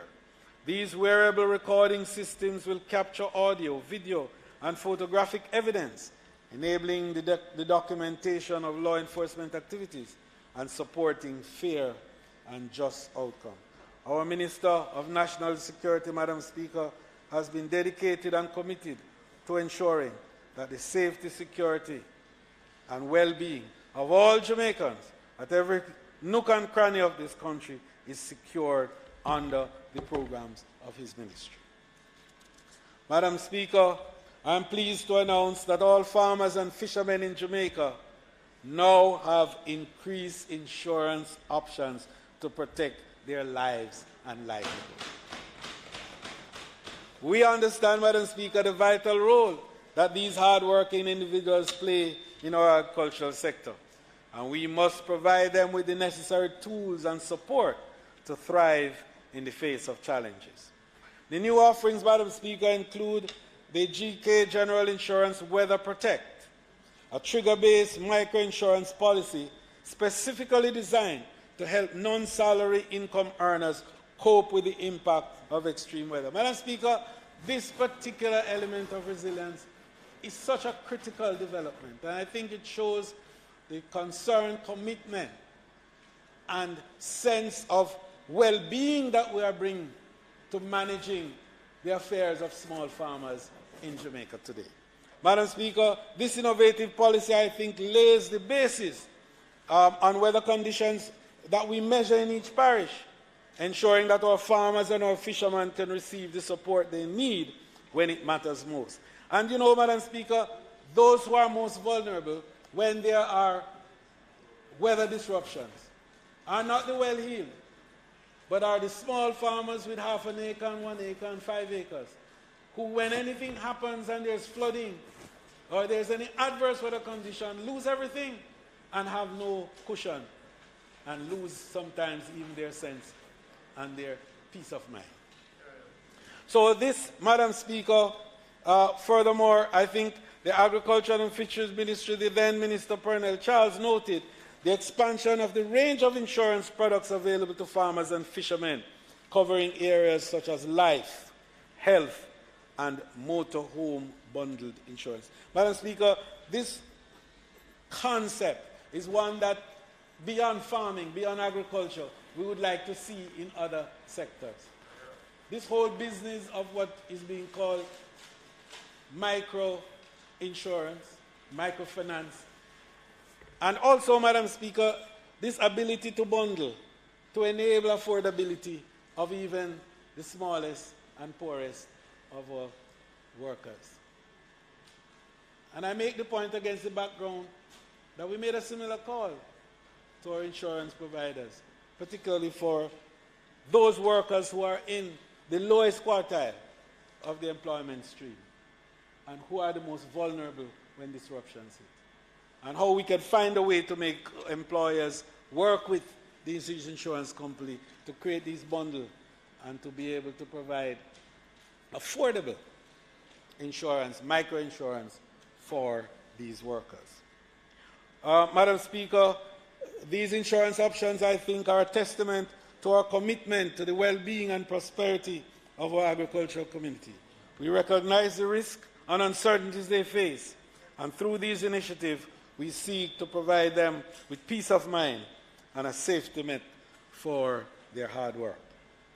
As we continue to build a stronger and more resilient Jamaica, we must ensure that no sector or individual is left behind. By supporting our farmers and fishermen with increased insurance options, we empower them to overcome adversity and continue to contribute to the growth and prosperity of our nation. Madam Speaker, the Minister of Culture, Gender, Entertainment and Sport, the Honourable Olivia Babsy-Grange, announced during her presentation the bringing of positive news concerning the protection and well-being of our citizens. And then, Madam Speaker, this seems to reverberate in all of the presentations of our ministers, the theme of protecting the well-being of our citizens. And she stated that the long-awaited Sexual Harassment Act will come into effect on Monday, July 3. This significant piece of legislation, Madam Speaker, marks a critical step forward in addressing the issue of sexual harassment within the society. The Act is comprehensive in its scope, aiming to combat sexual harassment in various settings, including employment, institutions, and landlord-tenant relationships. It enables clear guidelines and standards to ensure that all individuals are afforded the right to work, to learn, to live in an environment free from harassment and intimidation. The coverage extends to workplaces, schools, correctional institutions, nurses' homes, medical facilities, ensuring, Madam Speaker, that no sector is exempt from its protections. In preparation for implementing this transformative law, the government has actively raised awareness among employees, employers, tenants, and landlords. Through targeted campaigns and educational initiatives, individuals have been informed about their rights and responsibilities under the Act. This comprehensive approach empowers our citizens with the knowledge necessary to prevent and address instances of sexual harassment effectively. Madam Speaker, furthermore, the government has taken proactive steps to establish robust mechanisms for investigating and resolving sexual harassment complaints. This includes the recruitment of trained investigators and the appointment of panels dedicated to handling each case. These measures ensure that survivors of sexual harassment have access to fair and impartial process, providing them with support and the resources needed to seek justice. These efforts, Madam Speaker, demonstrate the government's unwavering commitment to creating a safe and inclusive environment for all. By actively addressing the issue of sexual harassment, we are fostering a society built on respect, dignity, and equality. Implementing the Sexual Harassment Act underscores our dedication to eradicating this harmful behavior and creating a culture of accountability and protection. Madam Speaker, during the course of these presentations, it would be remiss of me to not recognize the valuable contribution and perspectives brought forward by members of the opposition in this Honourable House. It would, Madam Speaker, I would first like to acknowledge the significant proposals that have been put forward by a number of presentations from our members. And I could reference Member Brown-Burke, who eloquently highlighted the importance of decolonization and emphasized the need to raise awareness and pride in our Jamaican heritage. Her call for streets to be named, for example, for influential leaders such as Nyerere and Nkrumah and Lumumba and other notable figures, as well as influential African queens, resonates with the principles of inclusivity and the recognition of the rich history and contribution of our African forefathers. Madam Speaker, Member Phillips suggested a dedicated road maintenance fund to address road repair funding issues in Jamaica. He expressed concerns about relying solely on the consolidated fund and highlighted the abolition of road maintenance fund in 2017. He suggested the enhancement of public transportation infrastructure, including additional buses for JUTC, while acknowledging the plan to purchase electric buses to raise concerns about their inadequacies given the challenges needed by the Jamaica hilly road terrain. And I think these, Madam Speaker, among many others, Member Lisa Hanna emphasized the importance of thinking globally and pursuing new industries to enhance the lives of Jamaican citizens.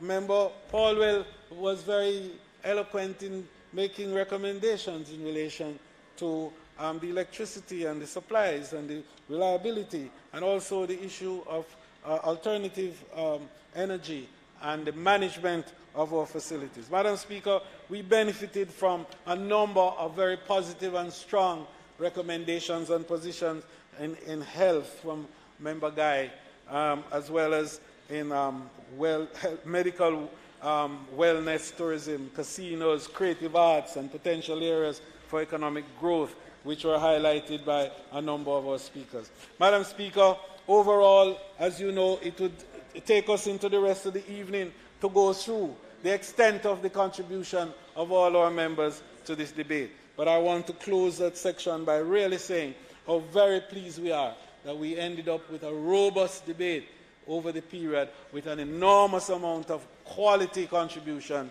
from members of this Honourable House. Madam Speaker, matters now pertaining to the business of the House. Madam Speaker, when it comes to the matters of the House, I am proud to report that because of your unswerving approach to the importance of the business which takes in this Parliament, you have been instrumental in ensuring that this Honourable House convenes promptly at 2 p.m. sharp at every session. And Madam Speaker, I feel particularly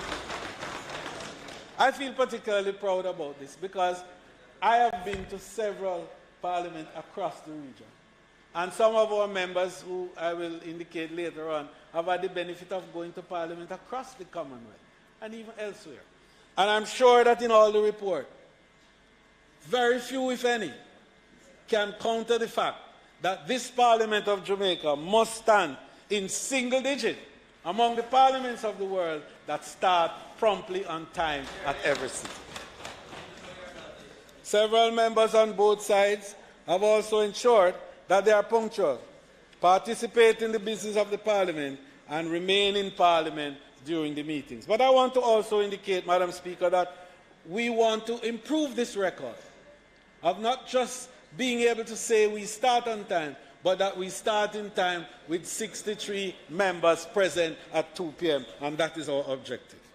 Madam Speaker, you may well be aware that there are a number of private members' motions on the order paper to be dealt with. And as such, Madam Speaker, greater attention will be given to this and other important matters on the order paper as we strive to progress and facilitate the work at hand. We have already looked at, Madam Speaker, how to organize and structure the program of work for the year, bearing in mind that the first quarter is usually committed to financial debates and the preparation for the budget, and then followed by the sectoral debates, which end sometime around June or so. Madam Speaker, it leaves us then with a period ahead of the recess for summer for us to move actively into these areas and to deal with the other matters on the order paper. The last session is usually dedicated, Madam Speaker, to the state of the constituency debate, which runs us often into the Christmas break. So, Madam Speaker, the effort in all of this is to ensure that the full period of Parliament is adequately utilized, but more so, that there is greater involvement of the non-executive members of Parliament in the business of Parliament at hand.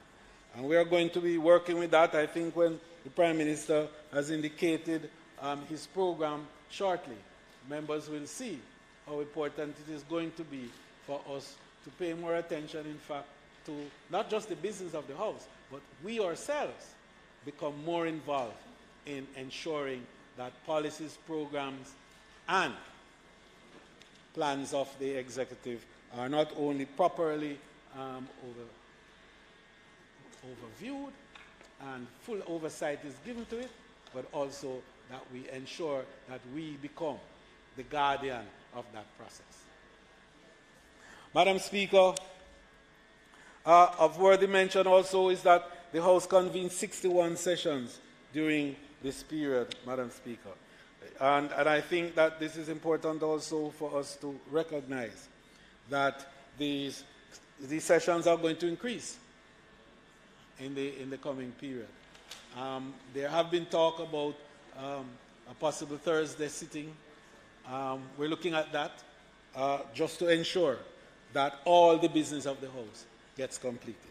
The matter, of course, of committees, Madam Speaker, sessional committees.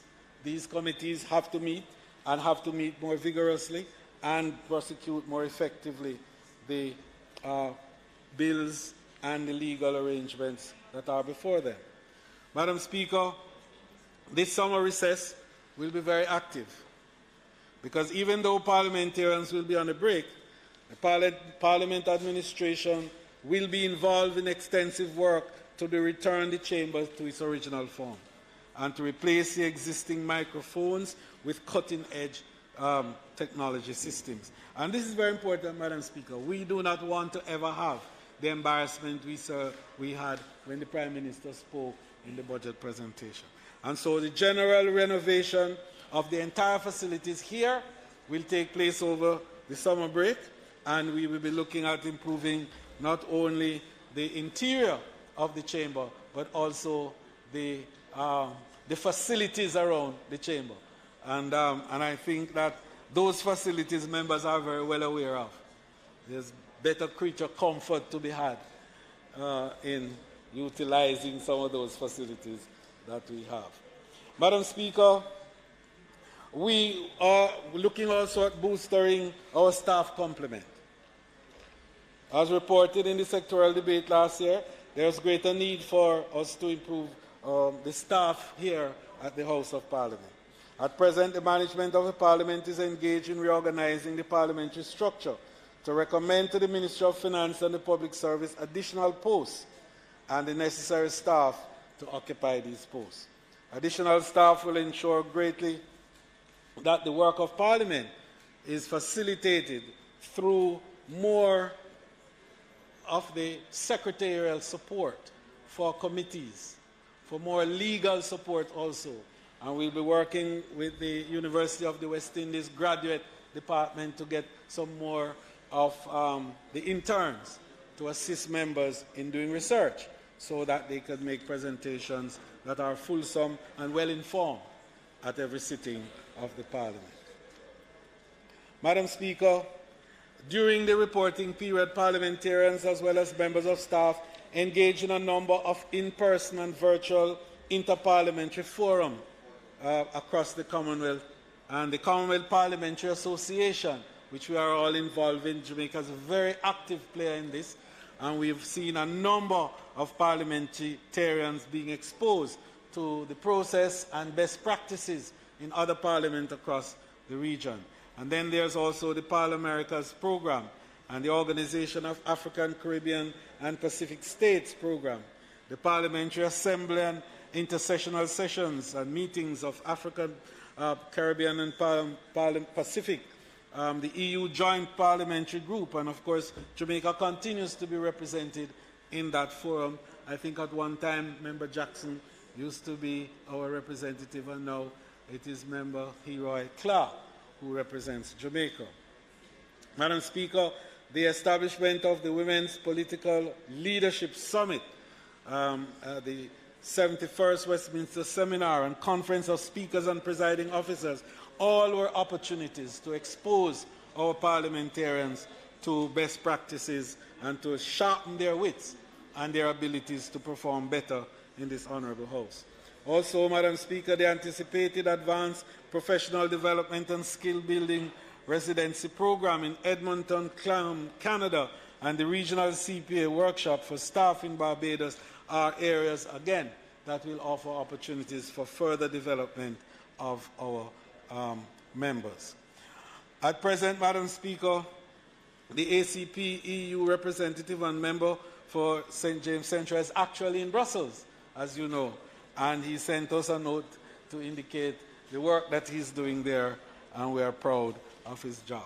Madam Speaker, this Parliament has the capacity and the capabilities to drive democracy at the highest level and to continue to be the bastion and guardian of the will of the people.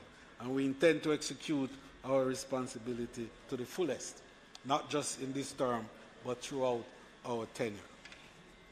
In closing, Madam Speaker, we have witnessed significant advancement in various areas, including education, health, infrastructure, public safety, and social welfare. Through strategic investment, policy reforms, and innovative initiatives, we have strived to uplift our nation and improve the lives of our citizens. As we look ahead to the rest of the fiscal year 23-24, we are determined to build upon these accomplishments and propel Jamaica towards greater heights.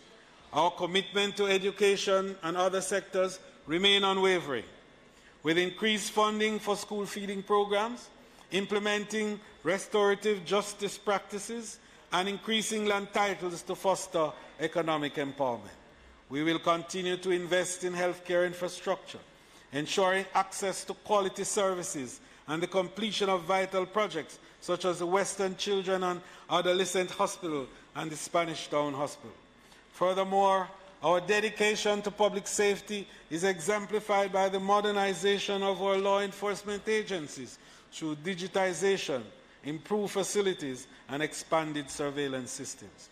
We are also cognizant of the importance of economic development, and we will foster growth by supporting local manufacturing, enhancing research and development capabilities, and promoting renewable energy sources. Madam Speaker, our vision for Jamaica is progress, prosperity, and inclusivity. We remain committed to ensuring that no one is left behind, that every Jamaican has access to opportunities, and that our nation thrives in an increasingly competitive global landscape. Together, Madam Speaker, let us enhance the challenges ahead. Let us be united in our resolve to build a brighter future for Jamaica land we live. Thank you.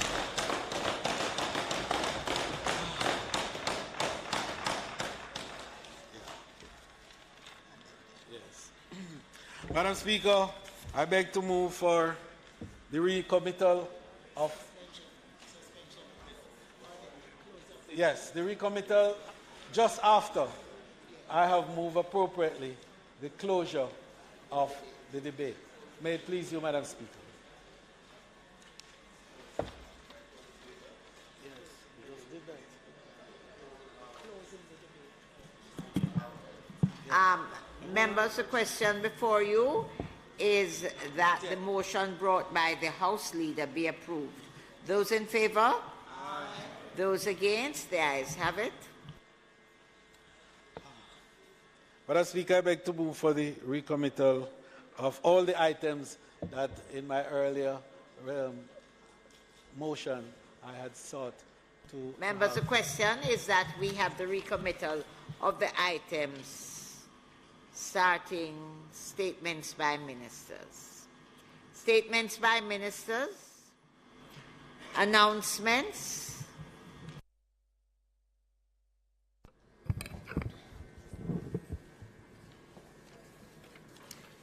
Laid on the table of the House today are the following. Annual report on audited financial statements of the Development Bank of Jamaica for the financial year 2020-2021. Annual report and audited financial statement of the National Environment and Planning Agency for the year 2012-2013. Ministry paper number 61 of 2023 entitled Annual Report of the National Environment and Planning Agency for the year 2012-2013.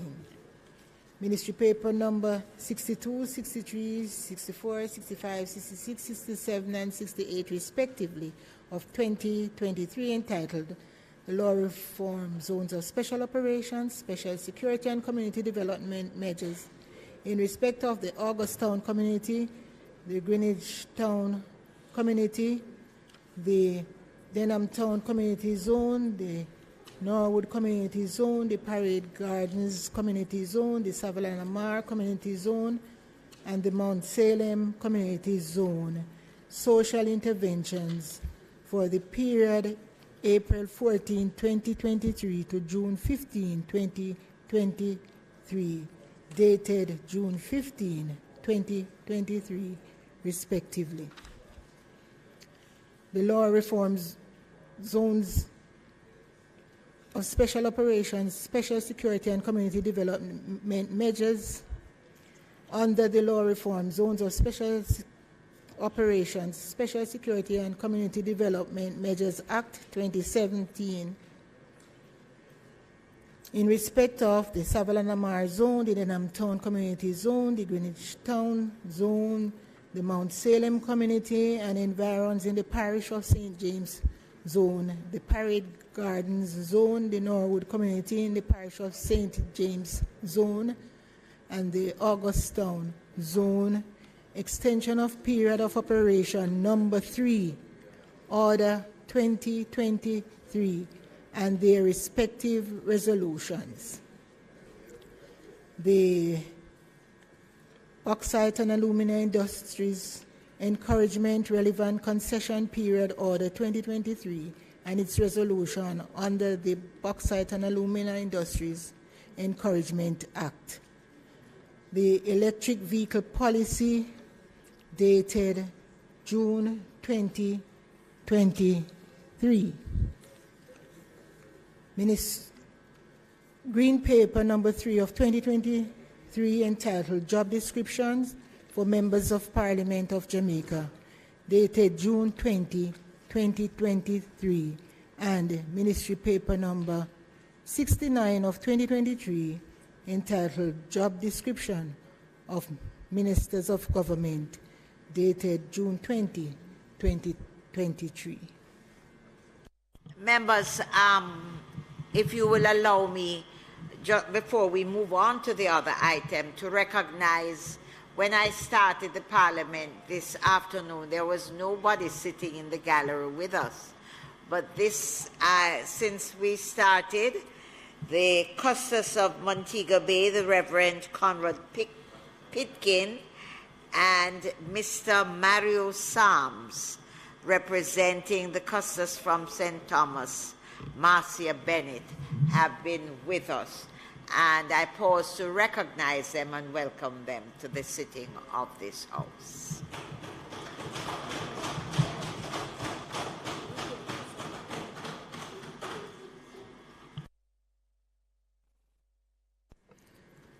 Also laid on the table of the House today is the report of the Standing Orders Committee of the House of Representatives on its deliberations to amend the Standing Orders to incorporate the terms of reference of the Caucus of Women Parliamentarians. Bills brought from the Senate, petitions, papers, reports from committees.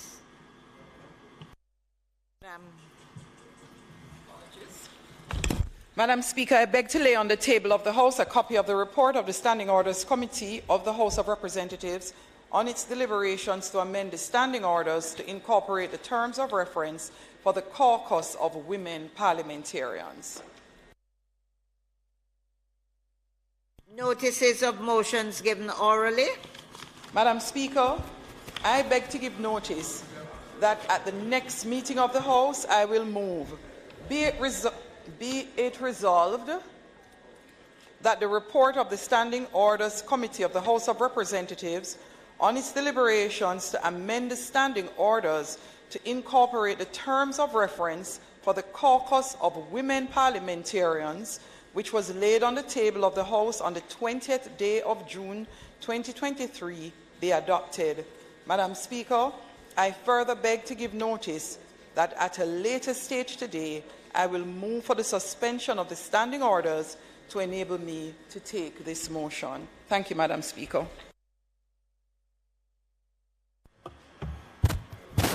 Madam Speaker, I beg to give notice that at the next meeting of the House, I will move the following under the Law Reform, Zones of Special Operations, Special Security and Community Development Measures Act 2017. The Law Reform 1, the Law Reform Zones of Special Operations, Special Security and Community Development Measures, the Augustown Zone, extension of period of operation number 3, Order 2023 resolution. The Law Reform Zones of Special Operations, Special Security and Community Development Measures, the Greenwich Town Zone, extension of period of operation number 3, Order 2023 resolution. Number 3, the Law Reform Zones of Special Operations, special security and community development measures, the Denham Town Community Zone Extension Period of Operation, number 3, Order 2023 Resolution. Fourth, the law reform zones of special operations, special security and community development measures, the Mount Salem Community and Environment in the Parish of St. James Zone Extension Period of Operation, number 3, Order 2023 Resolution. Number 5, the law reform zones of special operations, special security and community development measures, the Norwood Community in the Parish of St. James Extension Period of Operation, number 3, Order Resolution number 2023. Number 6, the law reform zones of special operations, special security and community development measures, the Parade Garden Zone Extension Period of Operation, number 3, Order 2023 Resolution. 7, the law reform zones of special operations, special security and community development measures, the Savalamar Zone Extension Period of Operation, number 3, Order 2023 Resolution, which were all laid on the table on June 20, 2023. Madam Speaker, I further beg to give notice that at a later stage today, I will move for the suspension of standing orders to enable me to take these motions. Questions and answers to questions. Motions that may be made at the commencement of public business requiring notice. Motions relating to sittings of the House. Motions for leave to introduce bills. Presentation of bills without leave of the House first obtained. Public business. Madam Speaker, on the matter of public business, the Minister of Justice will now conclude the debate on the Indicom Act. Madam Speaker, you will recall when we terminated the committee meeting about 3 weeks ago, we were on clause 7 on the committee stage, and I adjourned so that I could get better particulars for the members of the opposition. I'm happy to say, Madam Speaker, that we did get better particulars and a brief from the technical people in support of the bill. So at this stage, Madam Speaker, I'd ask that you adjourn to the committee stage to deal with the Indicom bill. Members, the question is that the House will now resolve itself into a committee of the whole House to consider the bill clause by clause.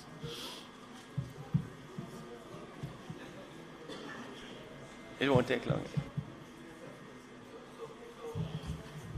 Where's the committee? So, Madam Speaker, Madam Chairman? No, I won't. Yes. I think, Madam Chairman, what I did, Madam Chairman, is to get a brief from the technical persons, AG Chambers, and also to get from Mr. Hugh Faulkner how many cases, and you can see detailed about 18 cases that were started and tried. I think, Madam Chairman, although a fairly lengthy statement was provided by the Ministry of Justice, which I've circulated to my colleagues, the key thing, Madam Chairman, is that the government is asserting that the acts, this is the last page, that the acts done by the Commission and its staff were done in good faith. This can be disproved or proved in a court of law, as the bill does not confer conclusiveness, finality, or unquestionability on the part of acts. Only when it is proven that the acts were not done in good faith, that is, they were done in bad faith or malice, would a cause of action lie. So, Madam Speaker, the point is that even while approving the validation, if one of the 18 police officers who were charged and prosecuted can demonstrate that it was not done in good faith, and they can prove to the court of law, they would still have a cause of action. And, Madam Speaker, in discussion with the Minister of National Security, we are cognizant that if there are such persons who can provide, a good affidavit, good application to show that the matter was done in bad faith. It is a matter that the Attorney General Chambers would look at in consideration of a favorable outcome. But for the moment, the idea is that overall, because most of the acts were done by honest, good faith interpretation of the acts, that we should just validate until the contrary is proven. Read this section again, the amendment. No, it's not so much a section, Madam Speaker, but the end of the statement toward the last paragraph, last two paragraphs, where it said, though the government is asserting that the acts done by the Commission, the Commissioner and its staff were done in good faith, this can be disproved or proved in a court of law, as the bill does not confer conclusiveness, finality, or unquestionability on the part of acts. Only when it is proven that the acts were not done in good faith, that is, they were done in bad faith or malice, would a cause of action lie. You have something? Would be the court would make that decision. Yes, Yeah, Minister, just a query and a comment. By any chance, was the opinion of the AG ever sought on this in this matter? No. Absolutely, indeed. I can tell you, Madam Chairman, this statement took some time because the whole validation process took a long time, as you can see, and there was a lot of to and fro with the Attorney General Chambers, and you can be assured that this statement was examined by the SG. Minister, have you considered whether, given in all the circumstance, whether the government may consider or have considered at least the cost to the officers in defending themselves? I'm not making any promise, but you heard my earlier position. Yeah. No, I heard that, but I think it could take. No, I can't make any promise, nor. No, I didn't say whether you're promising. I just said that was that considered, or might that be considered? Not to take a position, but to consider.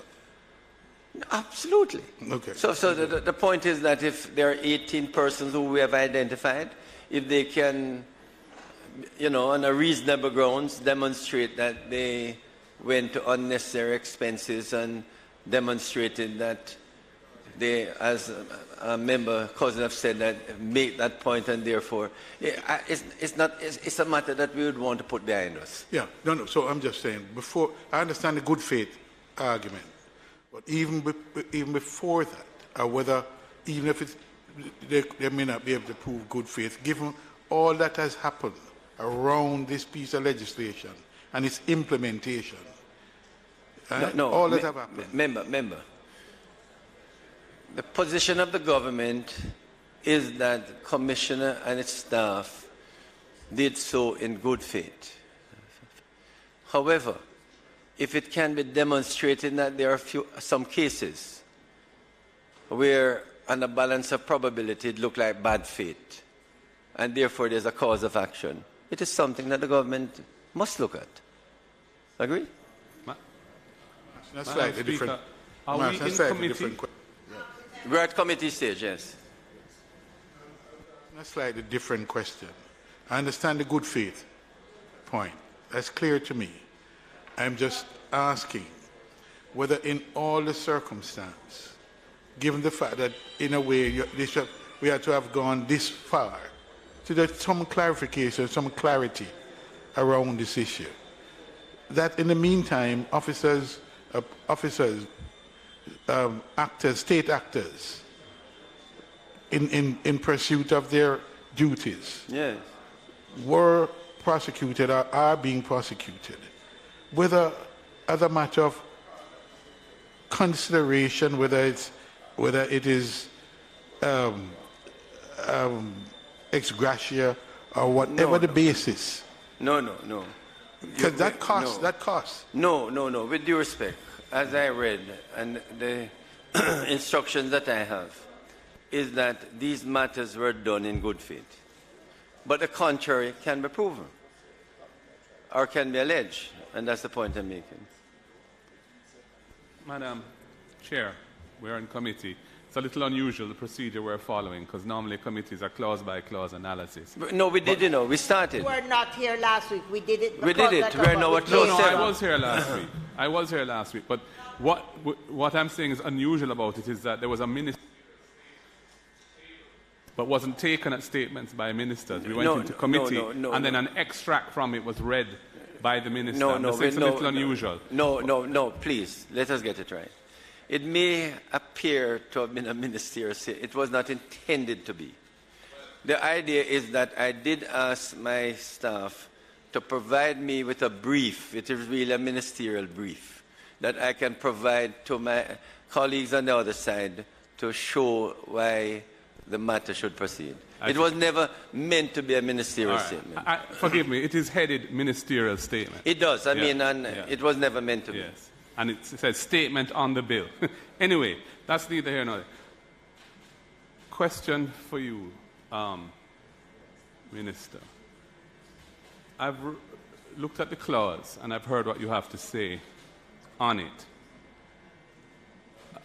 Again, from my standpoint, this is a very different arena of validation to that which we're accustomed to in here. Normally, when we validate things here, we validate monies which have been collected either as a tax or some other impost, where the necessary legal authorization due to a technicality or an inadvertent oversight was not in place. And so there was a question as to the legality of the collection, and in order to protect the revenue, we validate. That happens a lot.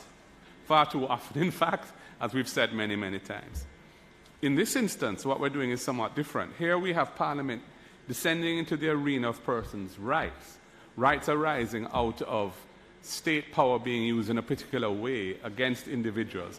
In fact, in this instance, these individuals are themselves agents of the state. These are police officers.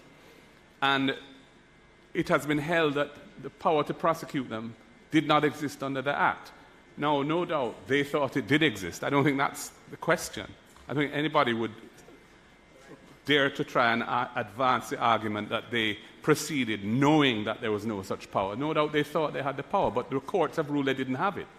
And the question then arises, should Parliament be descending into that arena and effectively extinguishing the rights of those persons who were... No.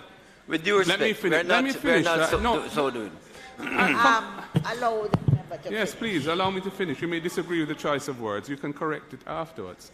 But effectively, barring the right to assert a claim for redress, compensation, arising from a prosecution and the incidents of a prosecution, which could include detention and certainly facing the force of the law in criminal proceedings, having been pursued against that individual without authority of law. So we are, in effect, giving Indicom and its employees a statutory defense to any liability for that. To my mind, the question is, why are we intervening in this arena to do that? Let the courts adjudicate those cases if those cases are indeed brought by those police officers. So that's a general problem I have with the approach being taken to this. But I have a specific question for you, Minister, and it's this. The clause, which is 7.3, makes reference to arrests executed or criminal prosecutions initiated or conducted in good faith. Now, I'm wondering who has the burden of proof in relation to good faith in this matter? And before you quickly answer, in the context of the state of emergency regulations, where the Minister of National Security can issue a certificate giving a similar clothing the agents of the state there with a similar immunity, it raises a presumption of good faith. That's what the effect of the certificate is. In this instance, there's no certificate. There is just a language in the clause that says that if these acts were done in good faith, then no suit, prosecution, or legal proceedings whatsoever, whether civil or criminal, shall be instituted or maintained in any court. Now, typically how it would work is Officer A, feeling aggrieved within the limitation period applicable to tort, which is 6 years from the cause of action accruing, would initiate proceedings by filing a claim, a fixed-date claim form, and would have to set out their cause of action, which, whether it be wrongful imprisonment, false, malicious prosecution, whatever it is, an action recognized by law, and would pray and aid the fact that the courts have ruled that the authority to prosecute didn't exist. Then the state, no doubt, acting on behalf, or the individuals against whom the proceedings were brought, or both, would file a defense. And then that defense would set out this provision. This would be the defense. The question is, do they have to show they acted in good faith? Or is it an ingredient of the cause of action of the claimant? They have to prove that it wasn't in good faith. And that's very critical, because the information as to whether good faith was there or not would not really lie with the claimant. The claimant wouldn't have that information. So really the burden of proof ought to lie on the defendant to show that they were acting in good faith. In the SOE regulations, that is achieved for them by the certificate of the minister, which then throws the burden, because of the presumption which it specifically and expressly gives rise to under the regulations themselves, throws the burden back on the claimant. But in this instance, there's no presumption. There's no certificate. So I'm asking, who would bear that burden of proof? Clearly, the applicant, who would be the officer charged, who is the complainant, has that burden which they may well have to prove on a balance of probability. No, the position is the applicant who claims has the duty to prove. So to the extent that they will have to prove bad faith, the point is that I agree with you, this is a most unusual situation. But as was pointed out in this brief, in the case of Clark recently dealt with and Tinglin, one of the issues before the court was whether good faith certificates, which operated indemnify an officer, infringe a principle of separation of powers and would have been unconstitutional. The Supreme Court, in determining that the certificates were in fact constitutional, regarded good faith as qualifying words that do not confer conclusiveness, finality, or unquestionability on the certificate. The court noted that the certificate was open to challenge, and the officer would be proceeded against if it could be proved that good faith did not exist at the relevant time. This ruling was upheld by the court. The point is,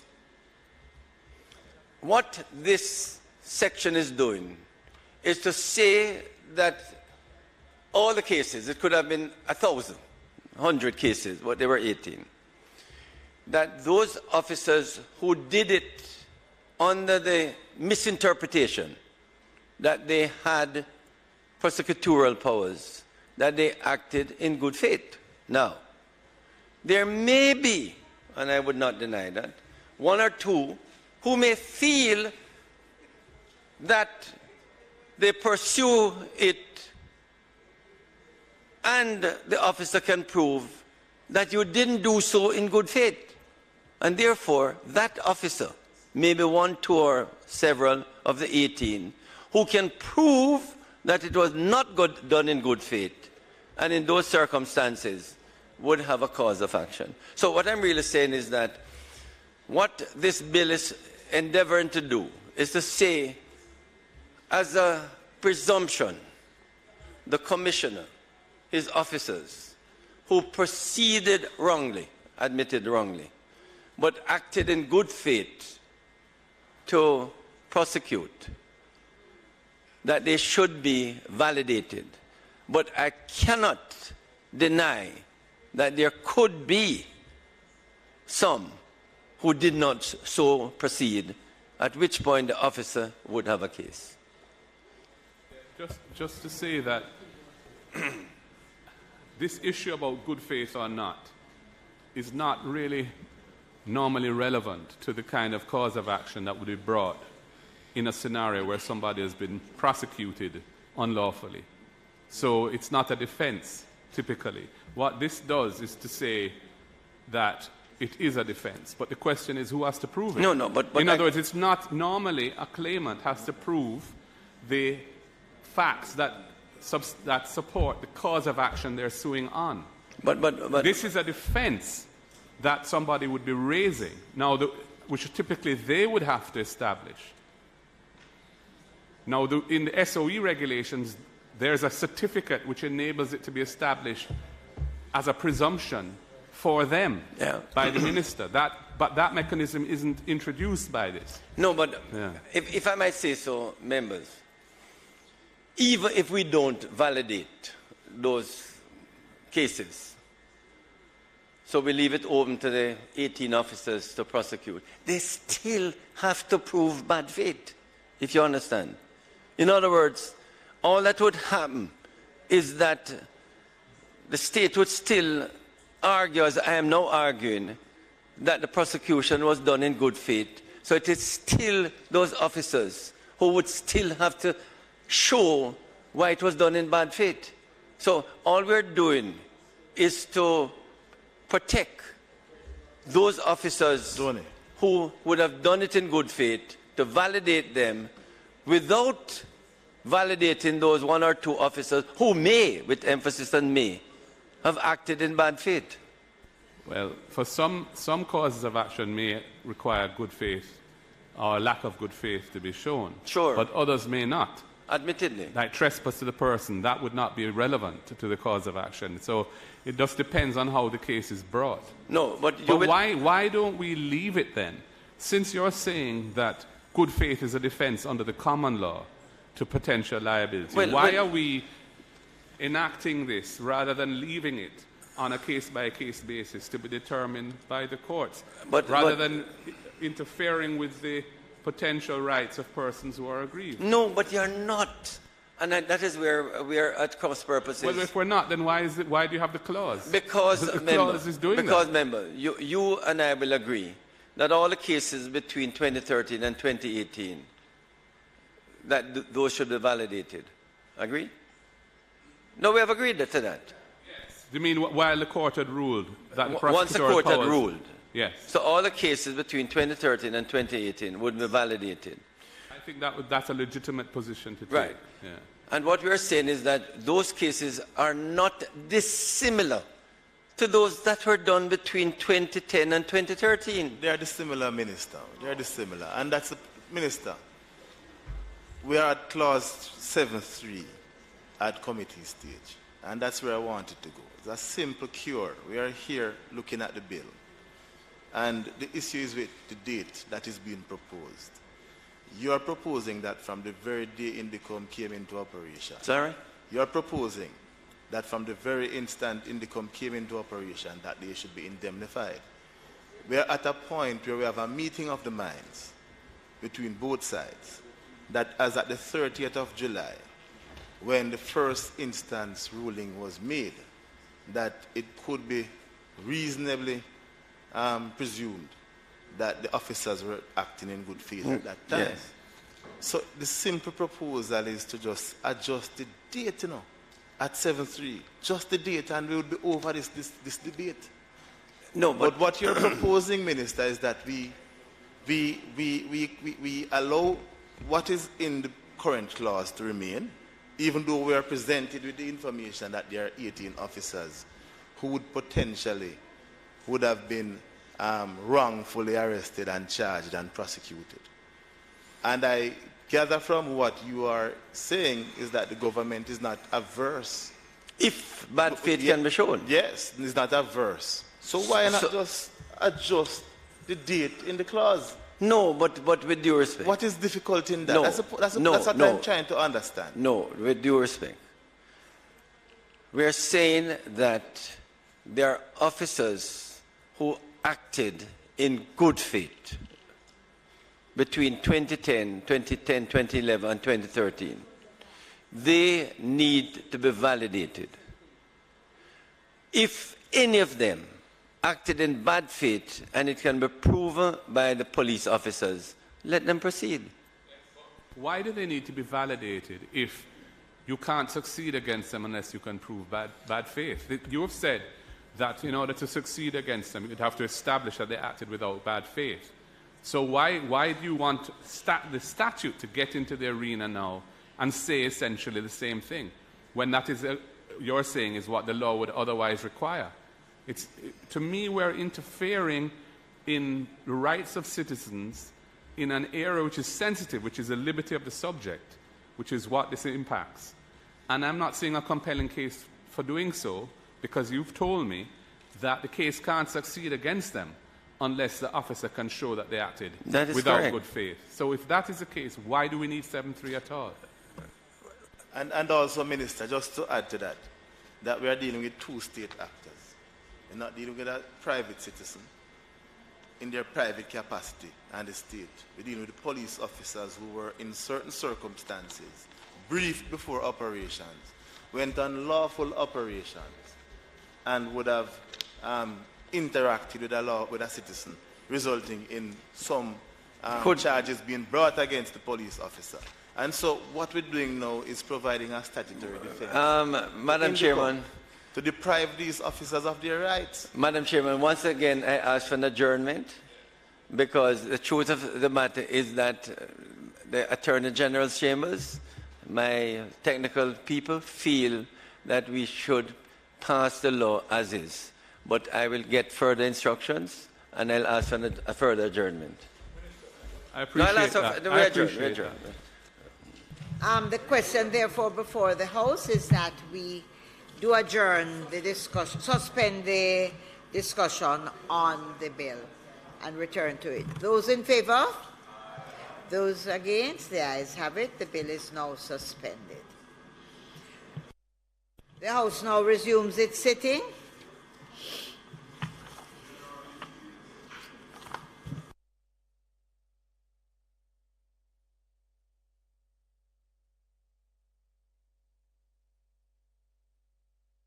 Madam Speaker, I beg to move that the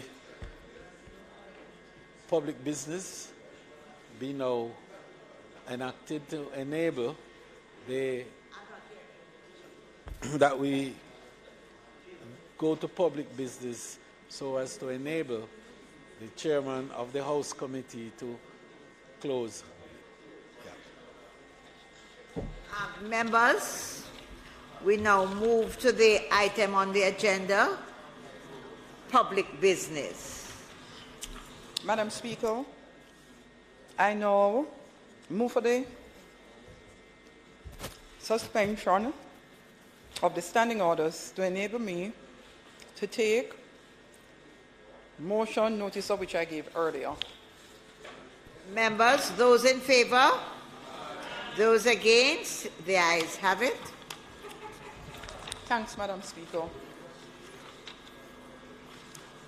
The standing orders committee met primarily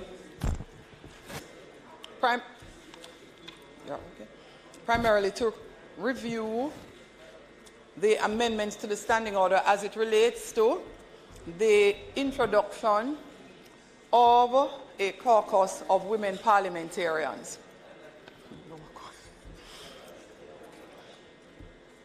All right. So very quickly, primarily as it relates to Standing Order 73, the caucus of women parliamentarians, notwithstanding the provisions of 68.3, will establish a sectional select committee, and as it relates to 76, a joint select committee. I don't think I will go through reading it all, but the caucus of women shall consist of female members of the House to sit jointly with female members of the Senate. The caucus will elect its chairperson, chairwoman, or chair, All female members shall be deemed members of the caucus unless they formally communicate their decision to be removed from said caucus, and the quorum of the caucus shall be such as the caucus may decide.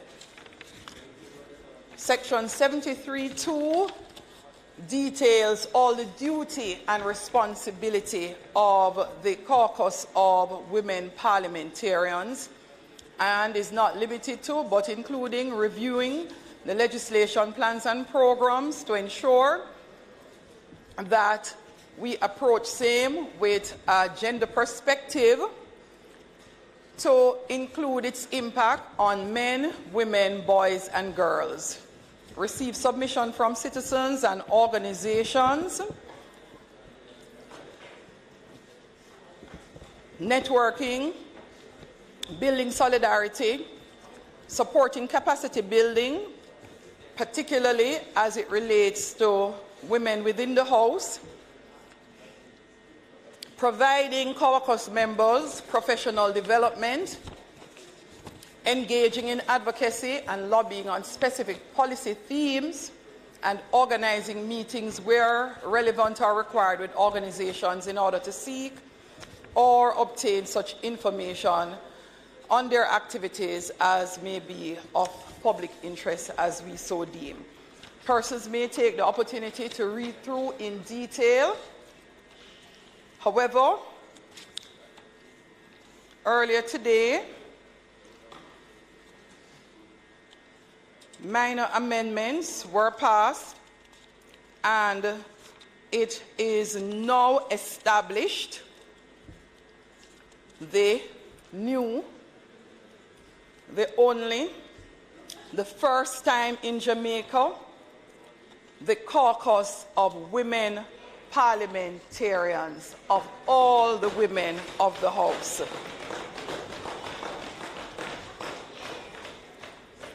We must acknowledge and show gratitude to the Clerk of the House and her staff for the invaluable assistance and kind courtesies extended during the entire extent of this meeting.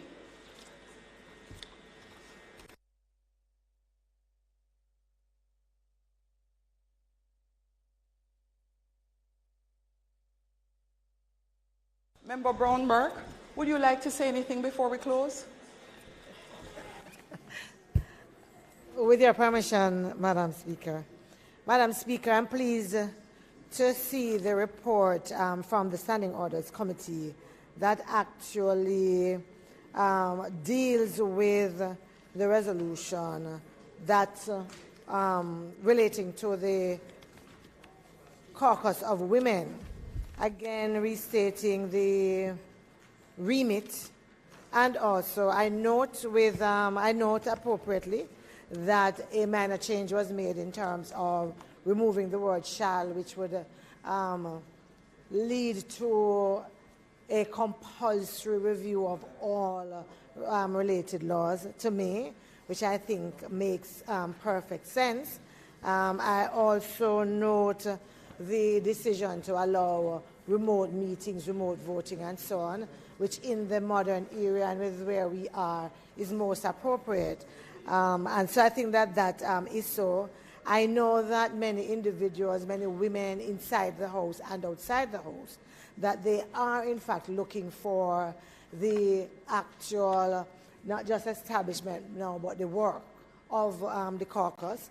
I'm looking forward to it as well, and hoping that we might be able to lead the way in the House of looking at the work we do really through non-partisan lens, and most importantly, to make sure we are focused on how our policies, our laws, and our actions affect men, women, and children differently, so that the decisions that we make are most appropriate for individuals in our society as we consider issues confronting us. Thank you. Thank you.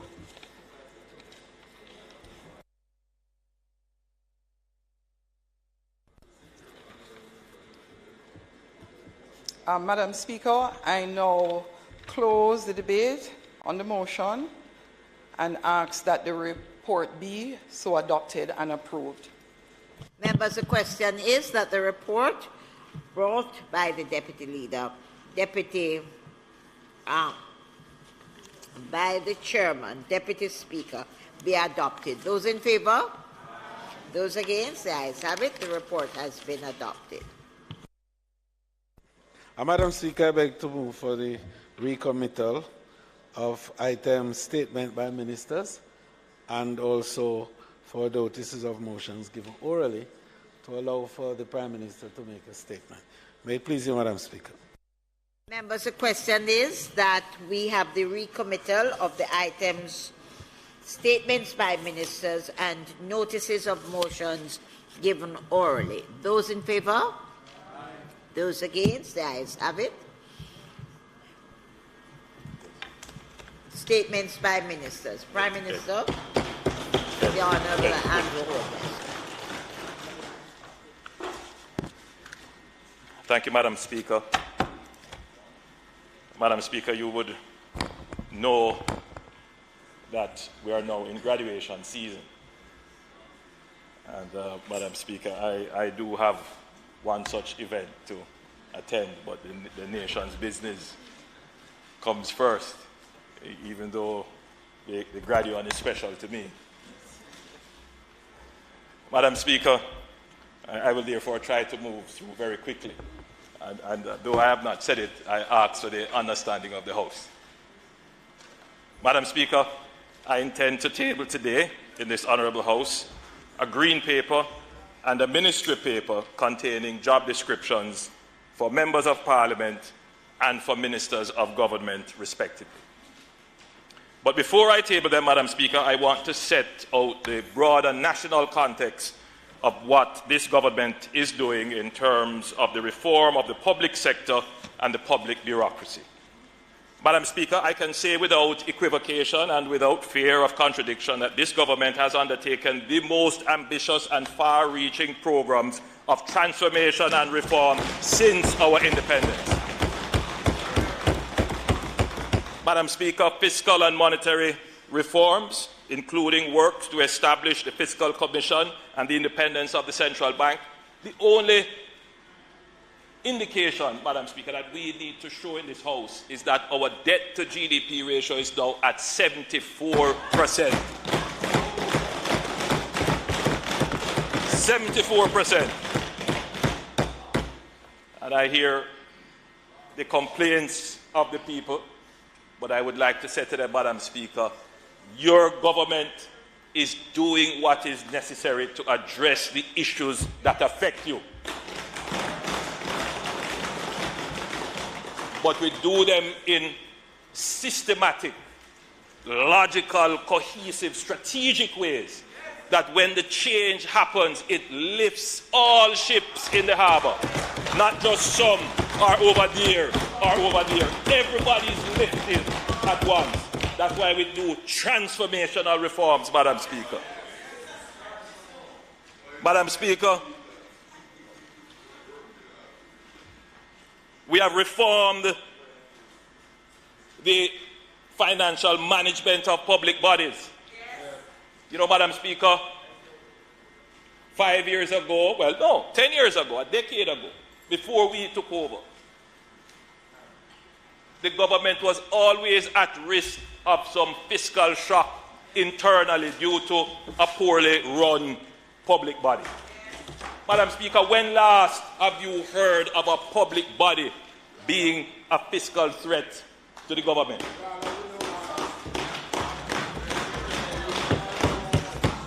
We have transformed that. There are, I hear the leader of the opposition, there are institutions that could be. But, Madam Speaker, we have put in place the mechanisms to manage them. Madam Speaker, we just need to look at the Water Commission and how, for the first time, you hear that the Water Commission has turned a profit.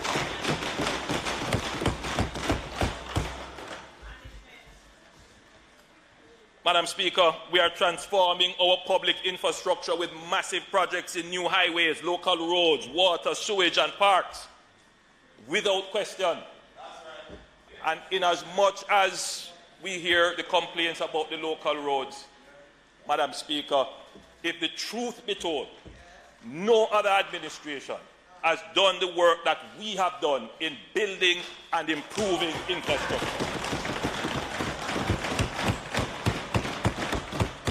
Madam Speaker, transformation of the housing and shelter sector, leading to more housing solutions coming to the market at a faster pace. Madam Speaker, when you look around Kingston, you drive into Mandeville, you're going to Montego Bay, all you can see, Madam Speaker, is construction, people building.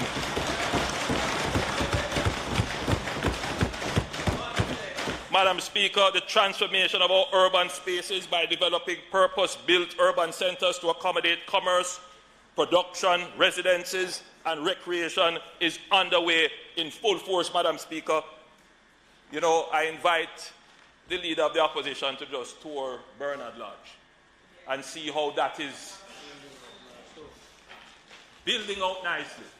Madam Speaker, he should take a tour down to the Morant Bay Urban Centre to see how that is building out nicely.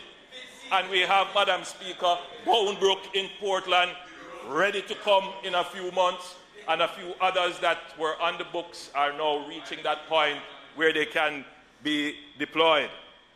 Madam Speaker, the modernization of our laws and the infrastructure in public transportation that gave us some problems a few months ago. But the new law is in place. The new trafficking ticket system is in place and is working. And we are seeing the impact.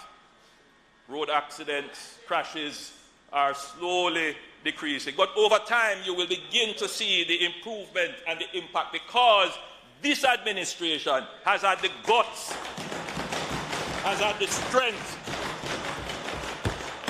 to put in place, don't worry about it, to put in place the measures, Madam Speaker, to ensure that the quality of life, which includes how you are able to traverse in the country, is improved. Madam Speaker, in a few months we will have our smart buses on the road. And I know the complaints regarding public passenger transport. The rolling stock that we have has been depleted. But we're not just going to replace it with the conventional rolling stock, Madam Speaker. We're going to replace them with smarter, better rolling stock. We're going to replace them with electric buses, Madam Speaker. Madam Speaker, we have engaged in the unprecedented capacity building and service orientation transformation of the JDF and the JCF, both in personnel, leadership, doctrine, infrastructure, material and equipment and technology. Madam Speaker, when we visited with the JCF in their display that they had at the arena, I felt proud, as all Jamaicans who visited felt proud of the JCF. Our JCF is transforming before our very eyes. Madam Speaker, the long-needed transformation of our education system is now underway. And related to that, the transformation of the Heart Trust NSTA to become more closely aligned with the skills demands of industry, that has already begun. Madam Speaker, you can feel the impact of the government's recent move to ensure that all Jamaicans can access skills training without paying a fee. Madam Speaker, we are seeing an increase in the interest of our young people in getting skills training. Madam Speaker, we have begun the long talked about reform of our constitutional arrangements. What is the lesson from all of these reforms? And I've just given you a partial list. The lesson is, Madam Speaker, is that others talk about it. Some wish it could happen. Some dream of it. Some tell you that they have a pipeline. But it is this administration, Madam Speaker, that is doing. It is this administration, Madam Speaker, that is getting things done. It is this administration that is making changes in the country. Change, Madam Speaker, is never easy. Never easy. And there is always, Madam Speaker, a creature called a political entrepreneur. Who is that person? The political entrepreneur exists in the gap between implementation and results. While you are implementing, you don't see the results. And so the political entrepreneur takes advantage of the gap between implementation and results to try to tell the public that it won't happen, that it's not going to happen. They try to mislead the public. They try to monetize. There's a term that they use. They monetize misinformation and they monetize discontent. And we are noting, Madam Speaker, that there are many political entrepreneurs around. So, Madam Speaker,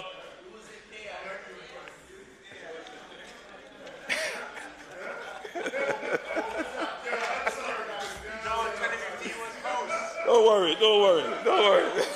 I'm just, Madam Speaker, you notice how animated that side is, Madam Speaker.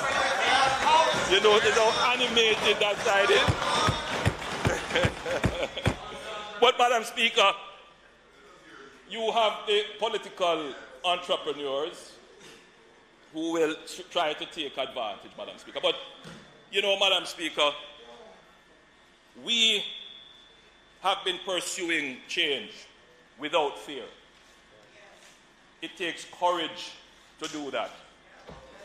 A member on that side stood in this House and said something very profound, former chairman of the PNP. You cannot have change without confrontation. He said that, stood right there. And it means, Madam Speaker, that as we seek to change Jamaica, we will come up against deep-seated beliefs, perspectives that have been well established. Prime Minister, your time for speaking has expired. Madam Speaker, I beg to move that the Prime Minister's time be extended sufficiently for him to complete his statement. Members, the question before the House is that the Prime Minister be given sufficient time to complete his presentation. Those in favour? Those against? The ayes have it. Prime Minister. Thank you, Madam Speaker. Thank the members of the House. I see the opposition is enjoying the presentation.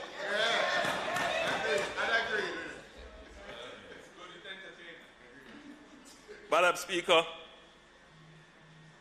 despite the magnitude and far-reaching scale of the reforms, the constant cry from the people is that the government is not implementing fast enough.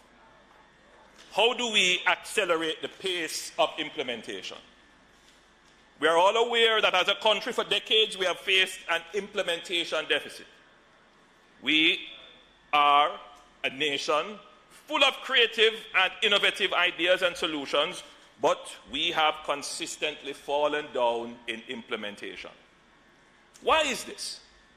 For decades, we have slowly depleted the capacity of the public service.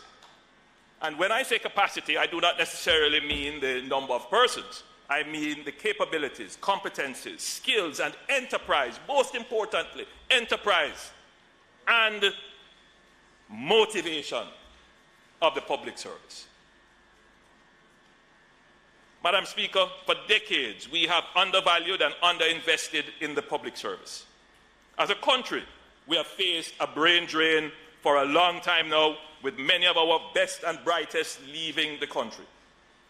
The public sector has faced a double whammy, losing staff not only as a result of migration overseas, but locally to the private sector. For many years, Jamaica has lost some of its brightest and most promising civil servants because they do not see the compensation as benefiting their qualification or befitting their potential. The work of the ministries, Madam Speaker, is highly dependent on their leadership as well as the quality of their supporting staff. Many permanent secretaries oversee and manage budgets that exceed the size of those in large private sector companies. They make consequential decisions, but for decades, we have undervalued them and the critical roles they play.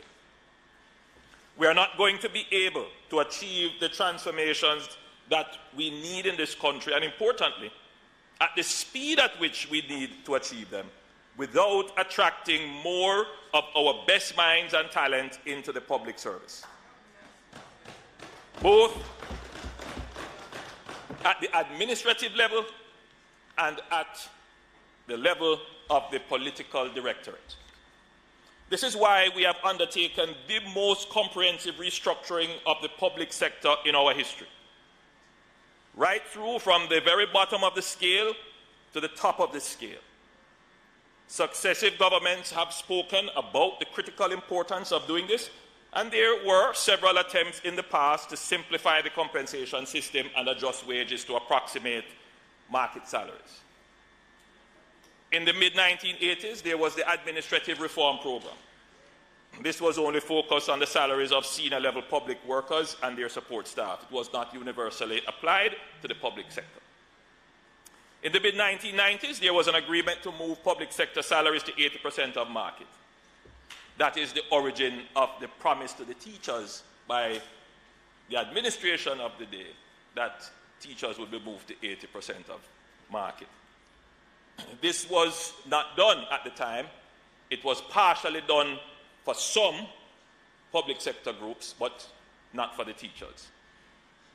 In 2000s, in the early 2000s, the government of the day implemented 2 tranches of the increases that were proposed in the 90s for the central government, but then had to suspend further increases and, in fact, implemented a wage freeze shortly thereafter in 2004. Those of you who were in the parliament would recall that that was the first time in a long time that MPs and ministers' salaries were raised in 2002. Back then, there was a similar outcry, and the Prime Minister Patterson at the time, as was the suggestion that was done time and time before, he empaneled the Clark Committee to review the salary increases occasioned by the commitment of increasing central government salaries to 80% of market. But you know what happened, Madam Speaker? When the Clark Committee tabled its report, you know what the government of the day did?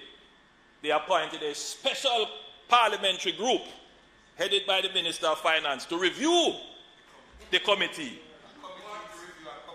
to determine what in that committee would be accepted and what would not be accepted. Now, mind you, some good things came out of it. For example, the subvention that MPs get now to supplement their offices was as a result of that. And some other changes were made. But, Madam Speaker, the point to note here is that if each time there has to be a salary increase for the Parliament, then we have to go put in a committee and then a committee to review a committee, that doesn't change the fundamental issue, because here we are again, 20 years later, without any adjustment to market, debating the same issue. While the public has a legitimate view about its politicians and their deservingness of being paid, we need to lead the public in the correct understanding of the issues.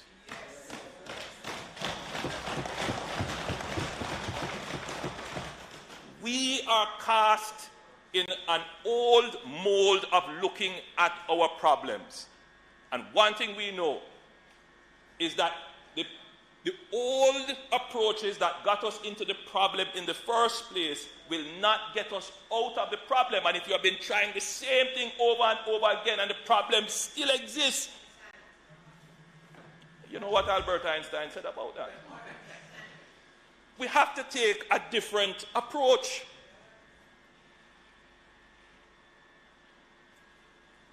It really does hurt me personally, Madam Speaker, when I listen to the public discourse.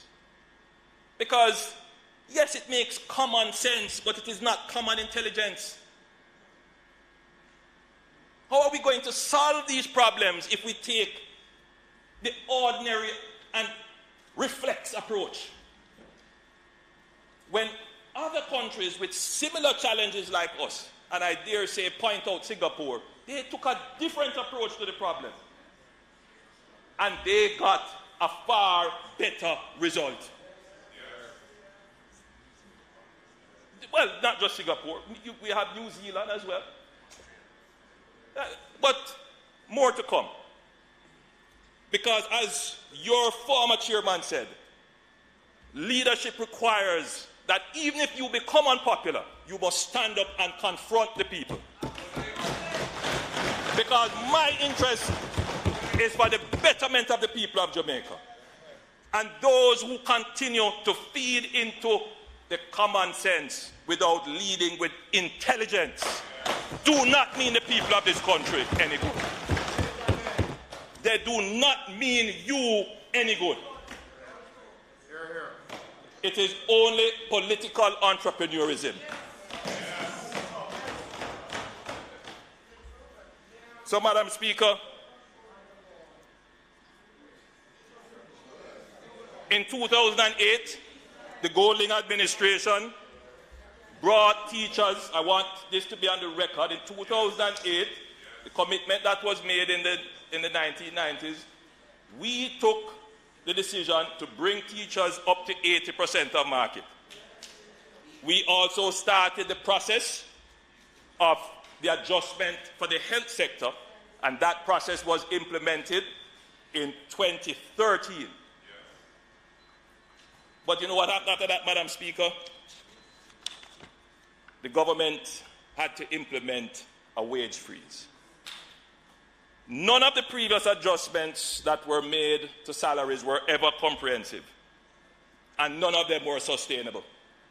In fact, due to the country's fiscal state, rounds of compensation adjustments were followed by rounds of high inflation, financial crises, and the implementation of wage freezes, which eroded the value of the increased salaries and made public sector salaries uncompetitive.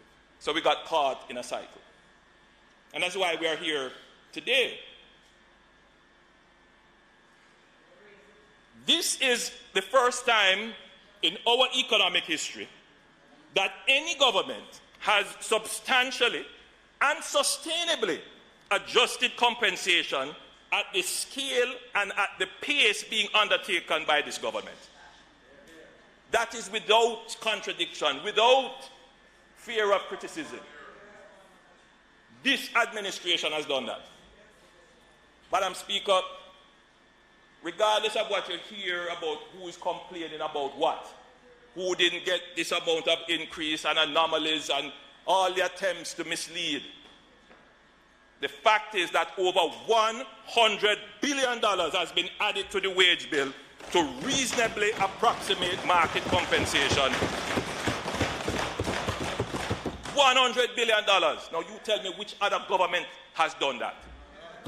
You can talk about caring for the people. You can talk about you love the people. You can talk about that you're going to do for the people. But this government has allocated in its budget $100 billion of sustainable increases to the salaries of the public sector workers of this country. Not talk, action. Action. And what we hear, Madam Speaker, is who didn't get and who didn't get enough. But you know what didn't come out? How many people are now using their what you call it, the retroactive. You see, I didn't take any retroactive, so I don't even know what it look like. Buying cars. paying down on houses, adding on to their house, increasing their savings. One teacher told me that she now can hire, Madam Speaker, she now can hire a little helper to take care of her child and mother, give her mother a break. These are some of the changes and improvement in the quality of life of the people, because the government has run the country so well that it can give you a salary increase without worrying that next year you're going to get wage freeze. And that is why, Madam Speaker, it burns me when I hear the nonsense that people talking. No other government has done that. And I stand in this parliament, Madam Speaker, and say,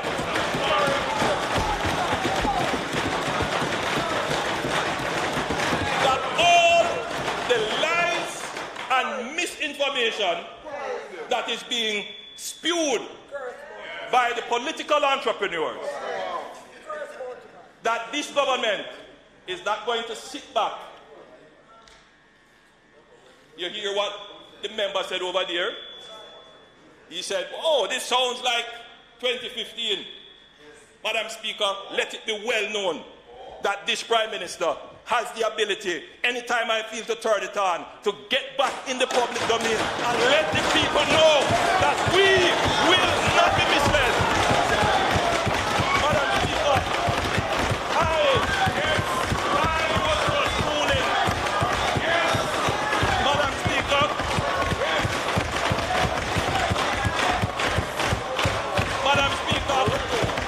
I was just ruling. Because while they are out there spreading lies and misinformation, we were busy working.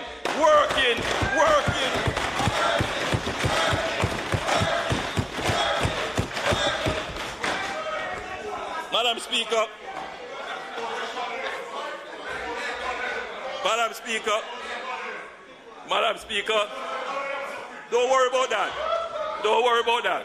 Madam Speaker, not only have we increased,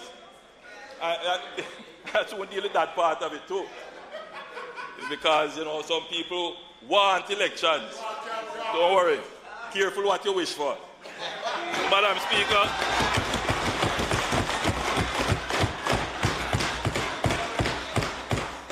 Speaker, not only have we increased the wage of the average public sector worker, but we have also improved, Madam Speaker, we have improved the human resource management system around public sector jobs and compensation reform. Long-standing inequities and anomalies have been or are being resolved. It is a painstaking exercise, and I know that some of our public sector workers feel that they are not being heard or that the process is taking too long. We must always bear in mind that in resolving the anomalies, we cannot create new inequities and complexities. Our public sector workers can be assured of our commitment to keep working through their concerns to reach a satisfactory resolution.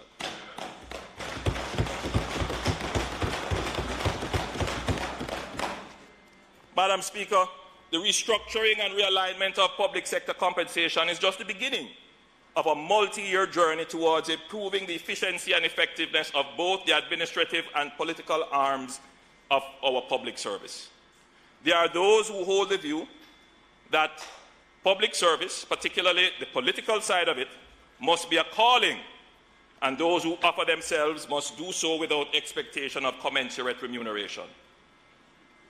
There are others, Madam Speaker, who believe that there is no need to properly pay public servants, particularly politicians, because they will supplement their income through informal, opaque, or corrupt means.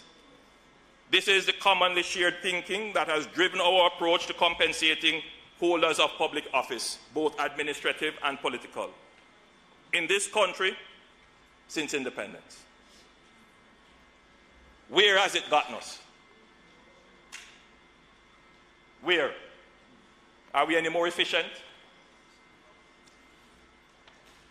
Is our service any better because we have been paying the public servants and politicians less? While we must acknowledge that these views are not without some groundings in our history and lived experience, there comes a time in the life of any society where we must approach the problem from a different angle and apply new thinking and perspectives.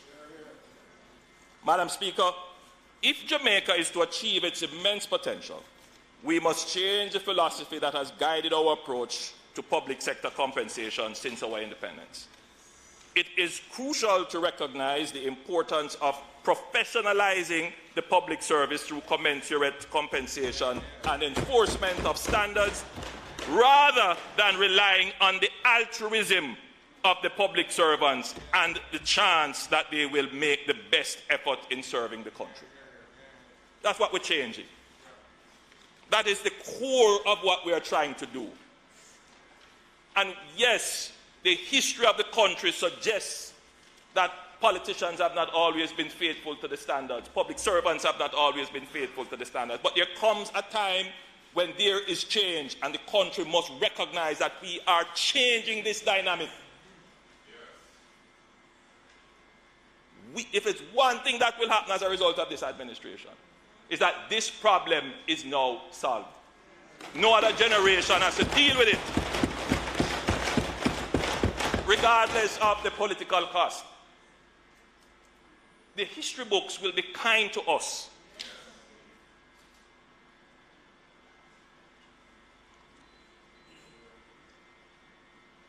While the spirit of selflessness and dedication to the nation are necessary and admirable attributes, depending on them alone is not a sustainable approach to building a competent and efficient public sector.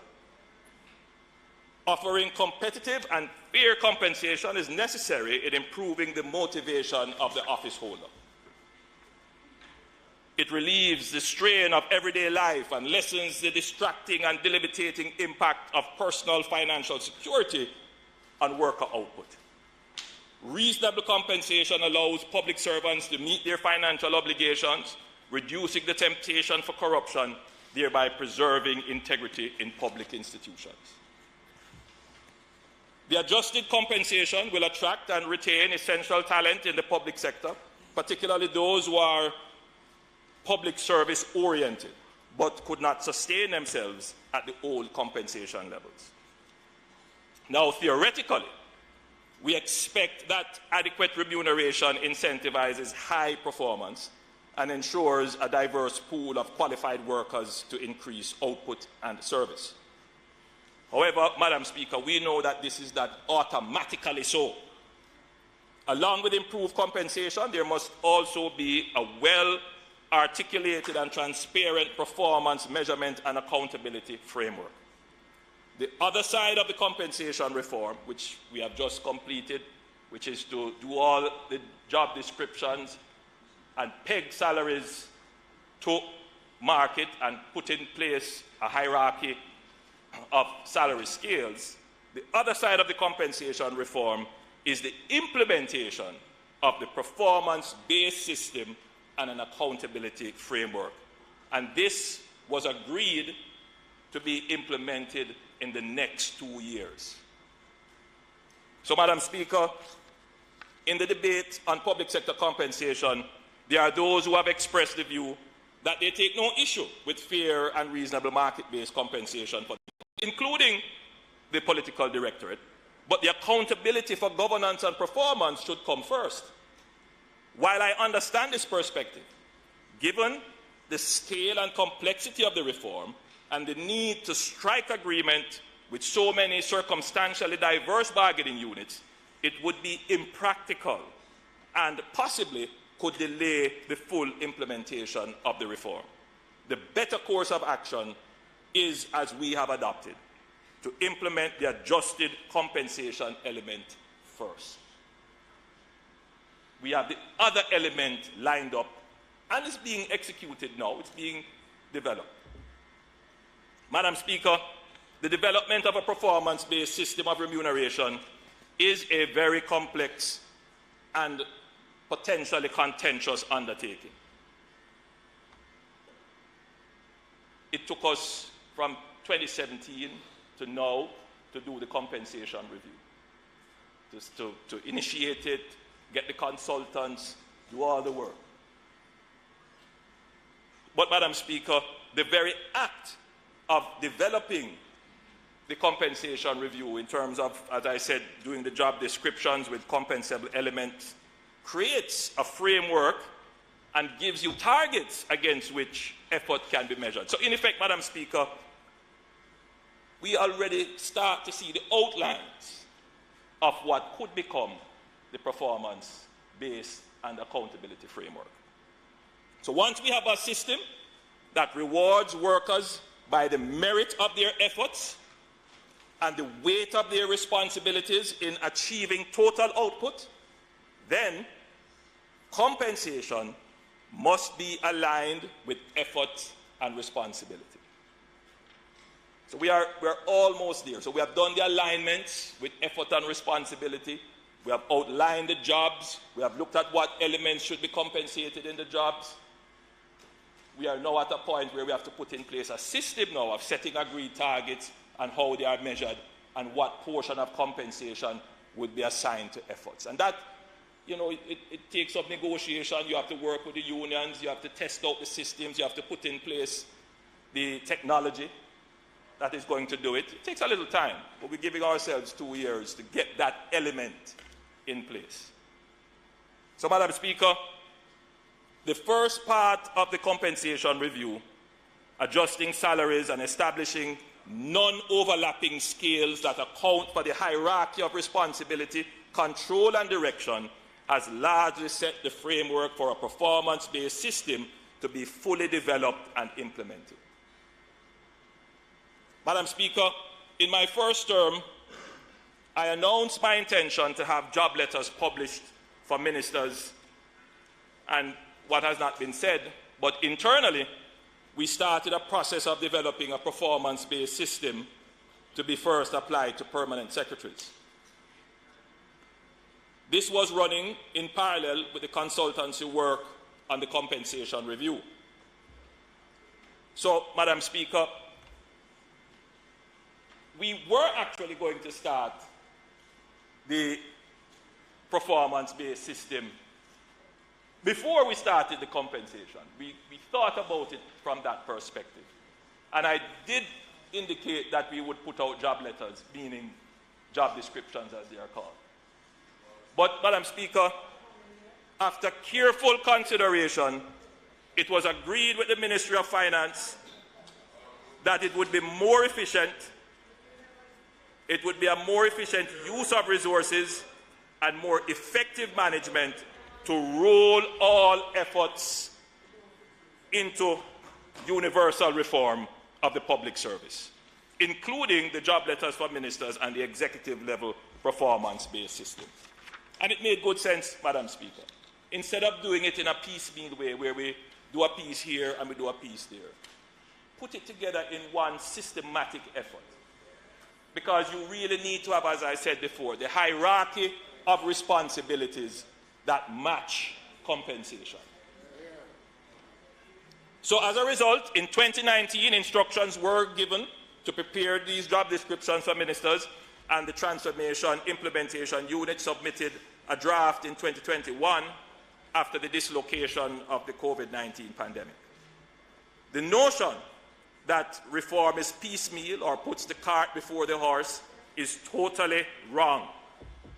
While we have not been able to communicate all that we have been doing, as several elements are not mature to the point where they could become a reality, the transformation unfolding before our eyes is the most significant and comprehensive effort ever undertaken in the history of Jamaica to achieve an efficient and effective public sector.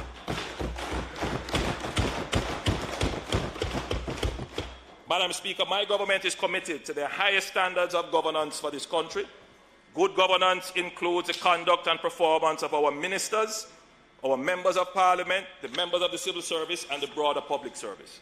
The country must have a clear sense of what is required for parliamentarians and ministers. Madam Speaker, I am tabling today job descriptions for members of parliament, and this is being tabled as a green paper. And for ministers, we are tabling their job descriptions, and this is being tabled as a white paper. So the white paper, Madam Speaker, is already determined. It is now government policy. The green paper, the committee to be established will have the opportunity to review, make amendments, and to finalize. These will set out strategic objectives of the post, its purpose, reporting and accountability, the key deliverables and responsibility areas, performance standards, competencies, contacts, and the working conditions. In proposing a job description, we are not suggesting anything new or outside our laws and constitution. However, few people have a full appreciation of what the appointment requires or the election to be a member of parliament requires. It is hoped that this job description will help members of the public better appreciate and understand the roles and responsibilities of ministers and members of parliament. Madam Speaker, good governance also means holding our parliamentarians and ministers to the highest standard of conduct. We will prepare, discuss, agree, and implement codes of conduct for parliamentarians and for ministers. It has been more than 20 years since the country turned its attention to a formal declaration of the conduct of ministers in Ministry Paper number 19, 2002. In that paper, the country was invited to accept the UK Nolan Committee's report or proposal of the 7 principles of public life, including selflessness, integrity, objectivity, accountability, openness, honesty, and leadership.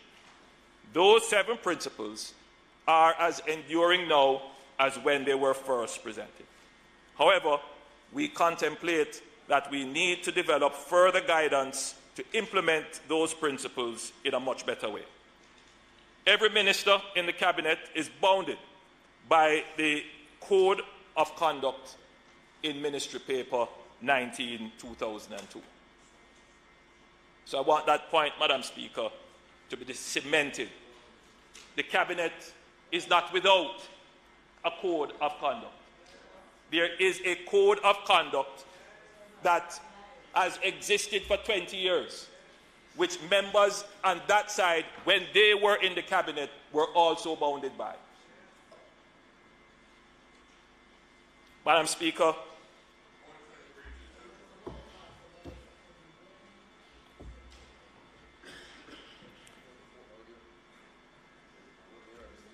the principles of public life must apply to anyone in the public service or who works as a public office holder. Most especially, these principles must also apply to our members of parliament. The parliament, through its Joint Select Committee, will be invited to note the approved job description for ministers and further develop and refine the job description for members of parliament. Madam Speaker, Jamaica's challenges are not unique by any means. Many other countries face challenges in establishing codes of conduct for their parliamentarians. A quick survey would suggest that the following countries have discussed publicly or have established codes of conduct for their parliaments: Argentina, Australia, Brazil, Canada, France, Germany, Ghana, India, Japan, Kenya, Mexico, the Netherlands, New Zealand, Nigeria, Norway, South Africa, South Korea, Sweden, the United Kingdom, and the United States. Some codes are based on legislation, so the Parliament actually passes a law, while others are found in whole or in part on parliamentary resolutions. And of course, many of these countries have not been able to implement the codes fully. So, Madam Speaker, it is a process. So codes are not developed overnight, because many of the codes require consensus. The body for which the code is to be applied will sit and work through the codes, because it is in that process that the commitment to keeping the code, if it is not legislated, is established. So many of the countries that I have named here, they are in the process of establishing their codes and working through. So they may have settled on a code for certain behaviors in Parliament, but they may not have resolved conflicts of interest as yet. So they are all working at various stages. Eventually, they will have a full set of guidelines and conducts for their members. If we focus on the Commonwealth countries, for example, as of March 2022, the Federal Parliament of Australia did not have a parliamentary code of conduct, although all but one Australian state and territory did. So, some local parliaments have it, but the central parliament, the central government, the state parliament, the national parliament did not have it. So again, it can come in different forms. Madam Speaker, in the United Kingdom, there is a code of conduct for the House of Commons based on rules adopted in 2012. There were earlier resolutions setting codes of conduct in 1996 and 2002. The current style is to establish the code, setting out the purpose, scope, duties of the members, and general principles of conduct, being the Nolan principles, which I referred to earlier. The rules of conduct and upholding the code, Madam Speaker, is declared a matter for the Parliament, that is the UK Houses of Parliament, and they have a common standards committee that treats with these matters. So they have a code of conduct and they have a House committee that monitors and enforces the code of conduct.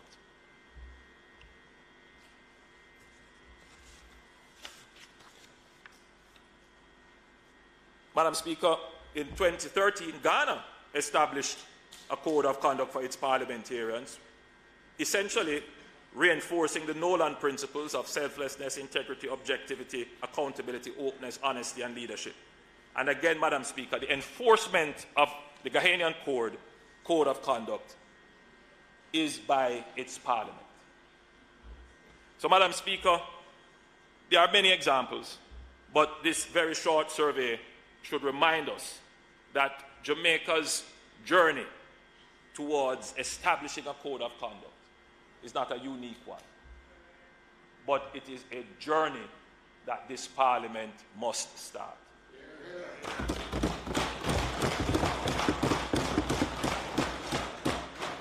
Madam Speaker, the Joint Select Committee will also consider certain working documents towards developing our own code of conduct, which will include the ministry paper I alluded to earlier, Ministry Paper 19/2002. This code should set the standard for appropriate conduct and guide how the standards should be understood and interpreted. Most importantly, the code of conduct must hold the Houses of Parliament to enforce the conduct on their members.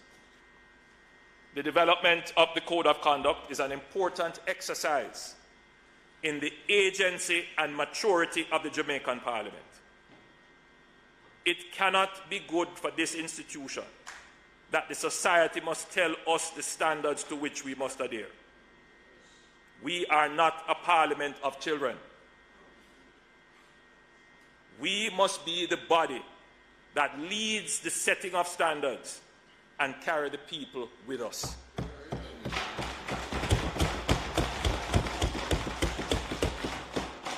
This is what accountability means. It means we take responsibility for ourselves.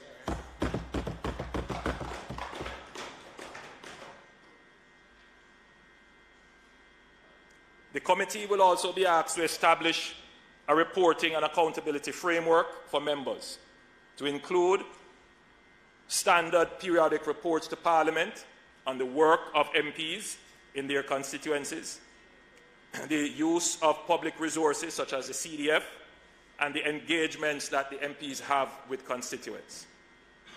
The attendance and participation of members in the House and committees will also be tracked and actioned and action determined for absences beyond a set threshold. So, Madam Speaker, this committee will be asked to establish an accountability framework for how its members operate. We have to take charge of our own actions. We must show the public that we are working for the pay that you have all agreed to take. We must show the public that they have control, they have information, it is transparent what we are doing. And I'm sure that once these systems are in place and the public understands what it is that we are trying to do, the public will be on board and support the government in taking a different direction in achieving the goals and dreams and aspirations which we all desire, to see an efficient and effective public service. In closing, Madam Speaker, I want the Jamaican people to understand that we are on a journey towards transforming the quality, efficiency, and effectiveness of governance and public service in Jamaica. We have taken a massive step forward with this comprehensive restructuring of our system of public sector compensation. While critically important, compensation, Madam Speaker, is only one element. The government is determined, and we are moving forward with the complementary key element, which is accountability for performance. Madam Speaker, our mission is to ensure that the people of Jamaica enjoys the best public service, the best governance, and have access, Madam Speaker, to the best quality of leadership and governance that any country can have. May it please you, Madam Speaker.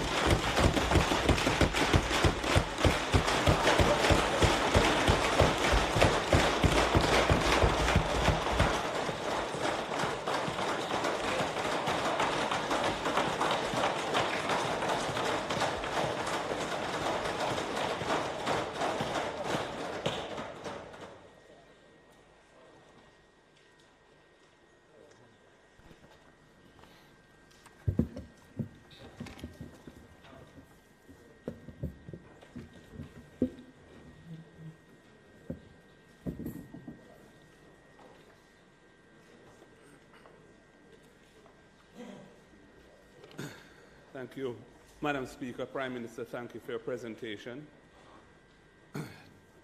The tabling of these two documents, the ministry paper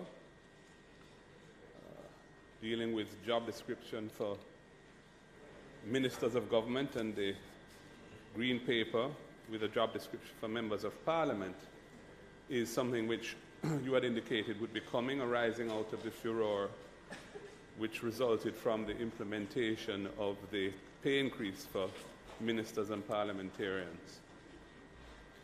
And we, for our part, are going to participate fulsomely in the discussion on the job description for members of parliament, seeking to further the quest for a transparent and clear description as to what members of parliament are expected to do, whether it be in their parliamentary duties or in their constituency duties, and what they are expected not to do as well. So I think this is an important exercise, and it will be very interesting to see how the draft that is in the Green Paper evolves through the Joint Select Committee. In terms of the ministry paper, obviously it's just been tabled and I've only had an opportunity to just flip through it. What I would say is that it does seem to contain largely general statements which are uncontroversial and not surprising. I haven't really seen anything that would suggest an embedding of an accountability framework within it for ministers with some performance metrics that obviously wouldn't be in the ministry paper but would be provided for, that would allow some measurement of performance. I'm not seeing that, but as I said, I haven't read it thoroughly yet. But I think that would be important for it to move beyond just a a statement of principles or high-level ideas around what ministers ought to do and ought not to do, and to actually be something which could provide a mechanism for holding ministers accountable for their performance. Prime Minister, you mentioned some things in your presentation which reflect continuity across administrations. For example, the reforms to the Bank of Jamaica to increase its independence, to embed a monetary policy commission and inflation targeting. These are things which were agreed with the IMF initially. They weren't implemented at the time. They were deferred because there were many other things that had to be treated as more critical on the fiscal side, but were carried through with the support of both sides of the aisle and ultimately implemented in relation to the Bank of Jamaica through the amendments, I believe, in 2020. And indeed, the same is true of the Fiscal Commission. That is something that was agreed, that coming out of the EPOC experience, which was a voluntary arrangement, an innovation originated from the idea of there being a permanent institution to succeed from after EPOC had spent, when the IMF program came to an end, because the EPOC program or mechanism was really tied to monitoring the performance of the deliverables under the IMF agreement. That would never be a permanent arrangement, but the idea of there being an independent body to provide that kind of objectivity, assessment, monitoring, and scrutiny was an agreed position and has now been enacted, and indeed the Fiscal Commissioner has been appointed, as I understand it. I'm not sure whether he has taken office yet, but will no doubt soon do so. Yes, building out the office. So there, and indeed the idea of a restructuring of public sector compensation was committed to in 2015 with the unions and has been a while coming, and it's a very difficult exercise and has now reached an advanced stage. And, we had called for it from the announcement in the budget debate in 2022, I think it was. We had said, look, the principles of equity must dominate in how that restructuring was implemented. And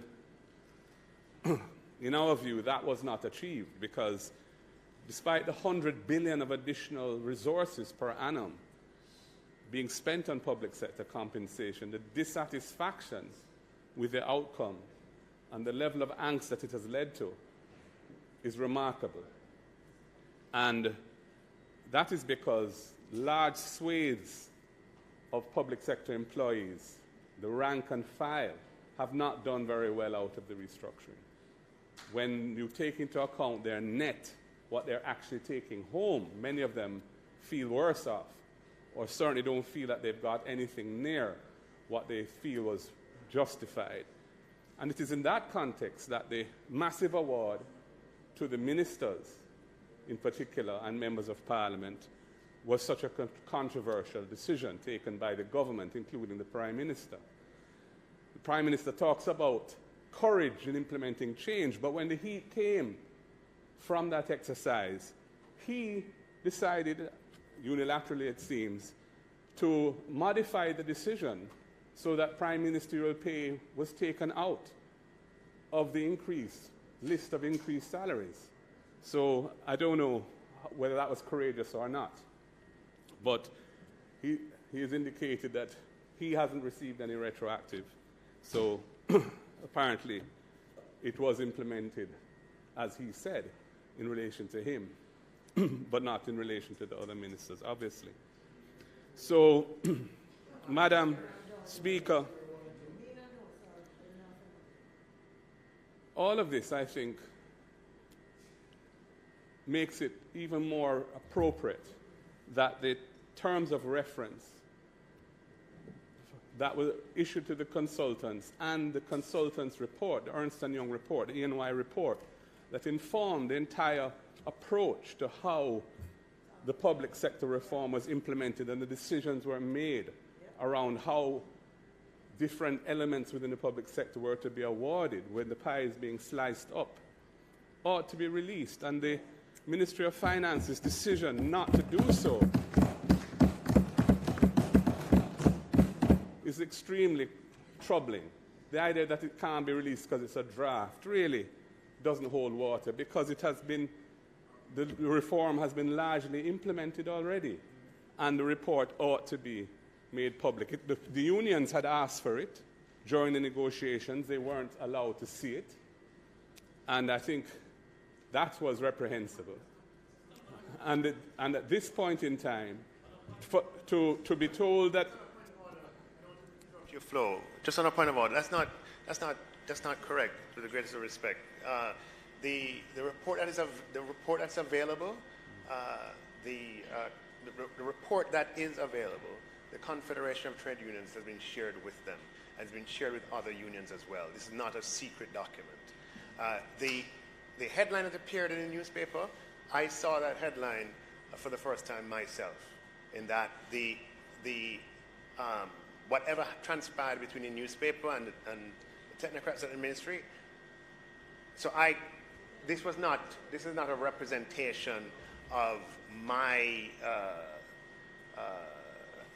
So saying two facts. One, the document that's available was shared with the Confederation of Trade Unions and shared with other unions as well. And two, the request that was made was not, usually if they don't get through, they escalate, and it escalates and comes up to the minister, and they ask, hey, what is happening? This time they chose not to escalate. They just went and printed. And I saw it in the newspaper for the first time, like everybody else. I just wanted to add that to the... Sounds a bit like the FSC report on the SSL. But, Madam Chair, on that issue, the Minister said the report that is available. What does he mean by that? What report is he referring to? All I can tell you is that the unions who I discussed the matter with over the months said they had not seen the ENY report. And the Minister has chosen those words carefully, no doubt, when he speaks to the report that is available. And that what we're being told is that the report that has been requested is a draft and is not going to be released, and they're relying on some provision in the Access to Information Act to deny access to it to the public. And I think that's a bad thing. It's not transparent. And I urge the Minister, who apparently didn't even know that decision was made, which is a surprise to say the least, countermands it and releases the report.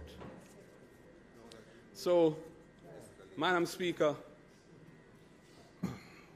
we look forward to the Joint Select Committee. I'm a little perplexed about the approach that's being taken to the Code of Conduct, though. Typically, a Joint Select Committee will be reviewing a document, normally legislation, but not necessarily limited to that. But there will be something that has been generated by government, which is brought to Parliament and is sent to a Joint Select Committee for review. In this instance, based on what the Prime Minister said, it almost seems as if the Joint Select Committee is to be tasked with generating a code itself. The process of how Joint Select Committees typically work doesn't really lend itself to that, but it will be interesting to see how the actual modalities of that Joint Select Committee will be implemented so as to enable it to be an entity that can actually create a code from scratch by reference to examples that exist abroad and so on.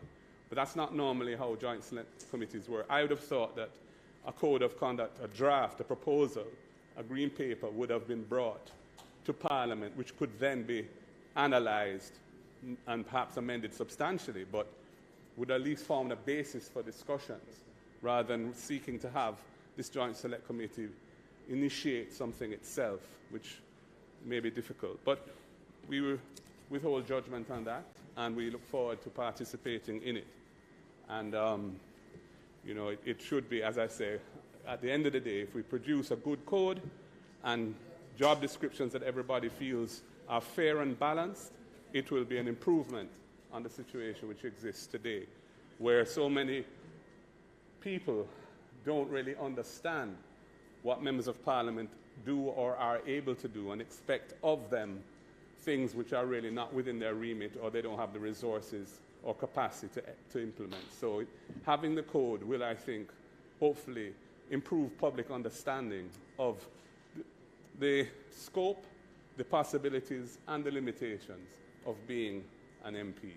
Thank you, Madam Speaker.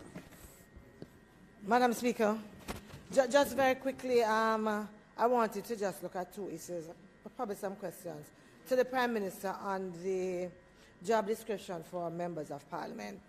I'm looking forward as well to the Joint Select Committee for the discussion of it. I want, though, to say, you know, the Prime Minister has a way of looking at opinions that don't coincide with his as being persons who don't have the country's interests at heart, who working with common sense without intelligence. And I believe that, or fool, I just believe, I believe that when our leaders approach opinions of Jamaicans, patriotic Jamaicans, who have their only interest is a better country, a government that's run on good governance, that drop government badness, a government that doesn't attack individuals who don't agree. I believe when you go down that road that it is bad, it's a bad precedent, very, very bad precedent. And in fact, we have seen throughout all of what has been happening that that is the attempt that the government is making. Madam Speaker, overreach of government in today's world is something that everyone looks out for. It is something that we are sworn when we come here to make sure we prevent. We are also sworn to defend the rights of the Jamaican people. And I wanted to say, without fear or favor, that no matter what badness anyone comes in here with, no matter the words anyone uses inside here, you are not going to get us on this side to stop talking about those things that we believe are wrong. We are going to continue talking on behalf of the Jamaican people. And, Madam Speaker, I could not leave this Parliament without putting it squarely on the table, because we are here, every single member, sent here by the good people of their constituency, who have voted for them, who they meet with from time to time, who they discuss their issues with, and who come here, as you say in here, to advocate and to represent. You might feel uncomfortable when it's done, but I'm going to tell you, get used to it, because it won't change. Madam Speaker, I want to thank the members for their enthusiastic participation in the debate. It is very meaningful. Today, no, and it's limited, and I appreciate the limit on that side because of, and I'm saying thank you to the members for it. So Madam Speaker, let me start with my sister and neighbor, the member from St. Andrews South West. Madam Speaker, it is apparent that she is also bristling from opinions for which she does not find favor. Absolutely. So, Madam Speaker, in the cut and thrust of debate, we can make our points strenuously, strongly, stridently, but respectfully. So, Madam Speaker, there is nothing that I have said in the debate that was not respectful and with dignity. Madam Speaker, I have to speak the truth as I see it.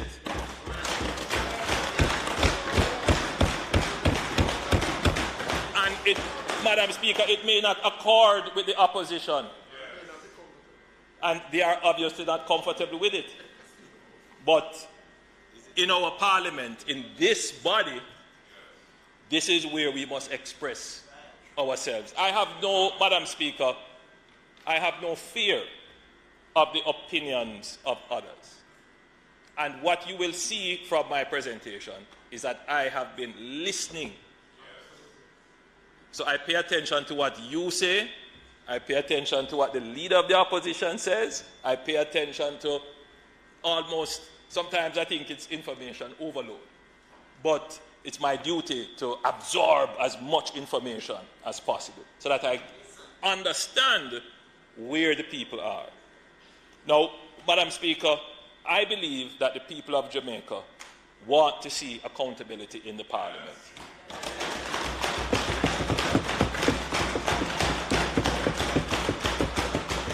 They want to see our Parliament act maturely and take charge of themselves.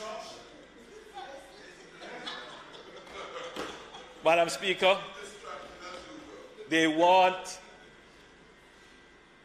a framework for performance. They want to see their members of Parliament representing.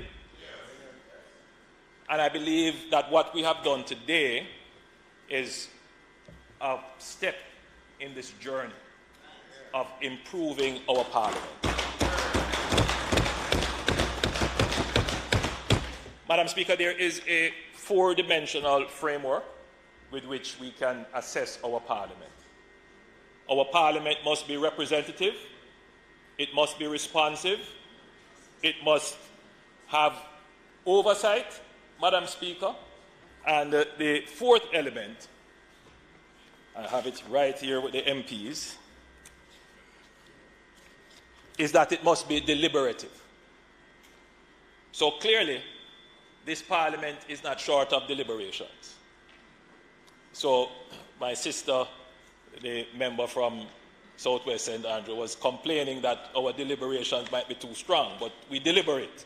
We don't argue, but we exchange views, we deliberate.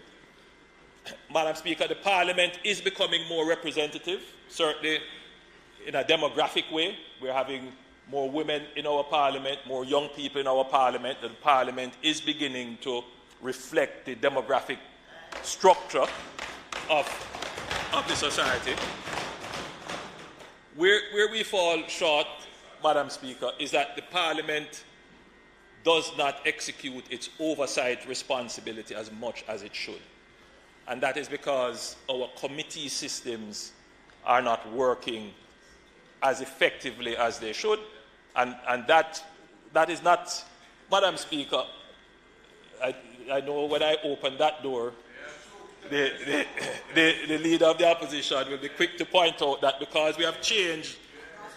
But I would point out very quickly, that there was a reason, and a strong reason, why the Parliament was structured in that way. In what way? In the way that certain sessional committees were chaired by government members, while others were chaired by opposition members. Prime Minister Golding, in being magnanimous and wanting to usher in a new spirit of parliamentary cooperation, changed that system to allow all sessional committees to be chaired by the opposition. Well, what was the result? Was there any greater oversight? No. The reason why it was structured the way in which it was is that the motivation for oversight is different depending on which side of the aisle you're on. So, for example, the chairmanship of the Economic Committee and Infrastructure Committee, the chairmanship of the Human Resources Committee is quite different from the motivation of the chairmanship of the PAC or the PAAC. So those committees, the PAC and the PAAC, are best chaired by opposition members. But for the enforcement and oversight of the implementation of government policy, you want your MPs who are vested in seeing outcomes and success of government policy, pursuing the government entities. It is, Madam Speaker, it is a false notion to believe that oversight is only given or is only the duty of opposition members. That is not the case. Oversight is the remit and duty of all members of the government, in particular all those who are classified as being on the backbenches of Parliament. That is the role of your backbench, and all I wanted to do, Madam Speaker, was to empower the backbenches of Parliament to be more effective in conducting oversight of the government. So, Madam Speaker, we are going to get there. We're going to build our new Parliament, which I will come in another couple of weeks to give an update as to where we are with the Parliament. We will have our rooms for conducting our oversight meetings in a much regular way so that we can hold our government to account and get more results out of our government. Madam Speaker, we will get our parliamentary committees to meet. We will get them to conduct the oversight that they should of the various ministries and departments. All the members of Parliament on this side, Madam Speaker, are seized of the new dispensation. They understand that this new salary increase is not for nothing. There must be visible and tangible work that comes with this increase in salary. Madam Speaker, very quickly, the leader of the opposition was very gracious in accepting the ministry papers that were tabled. He pointed out that it would be unusual in practice for the Joint Select Committee not to have something before it. Madam Speaker, the Joint Select Committee will have before it the ministry paper that was developed for ministers, Ministry Paper 19/2002, which is the Code of Conduct for Ministers. So it will have that as a base document. We will also give the Joint Select Committee background documents. In other words, Madam Speaker, we have prepared a Code of Conduct, but we have to be careful, Madam Speaker, that a select group does not direct the Parliament. So, Madam Speaker, because this Code of Conduct is going to be so binding on everyone, we will give them some base and background documents for them to work with, including documents that are already before Parliament. But in this instance, the Joint Select Committee will have to do some work as well. And it is not new ground. There are volumes and volumes of documents and parliaments that already have created codes of conduct.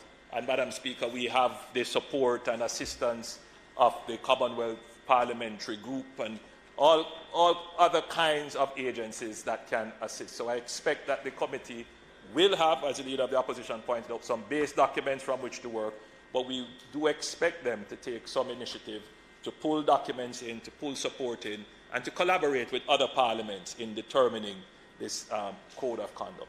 Madam Speaker, it is not an unbounded assignment. We are expecting, Madam Speaker, that within 6 months they should be able to report to the Parliament substantial progress on the work to be carried out. Madam Speaker, the job description for ministers is quite comprehensive. And I understand the position of the leader of the opposition that he has not had an opportunity to read it. And so his comments are acceptable, that upon first reading it may seem general.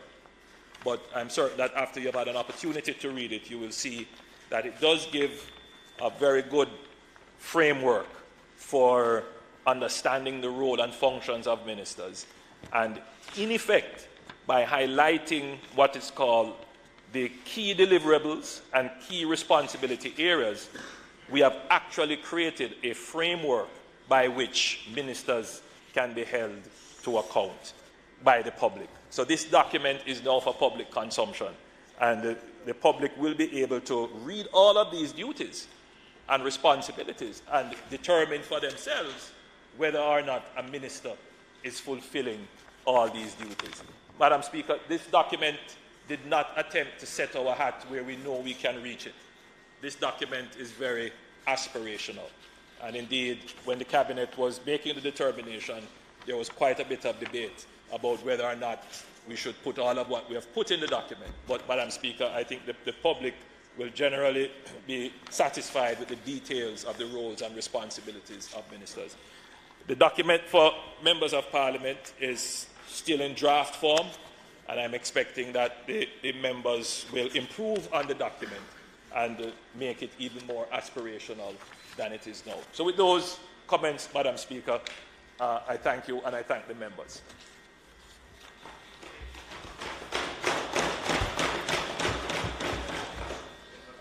Madam Speaker, I now move for the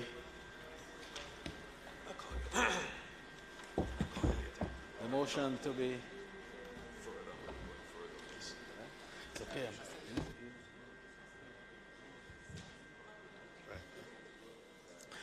Madam Speaker, I beg to give notice on behalf of the Prime Minister that at the next meeting of the House, I will move, be it resolved that this Honourable House appoint a select committee comprising the following members. 1. Honourable Marissa Dalrymple-Filbert, Chairman. 2. Most Honourable Juliet Holness.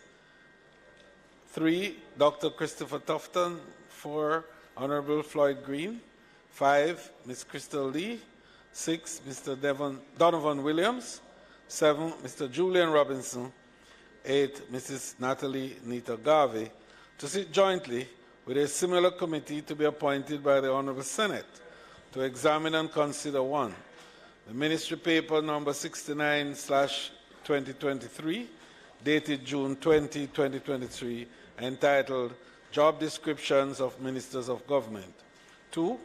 Green Paper number 03/2023, dated June 20, 2023, entitled Job Descriptions for Members of Parliament of Jamaica, and 3.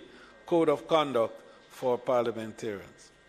And to recommend a plan of action for the implementation of standards for performance and accountability, and provide report of its findings to this Honourable House.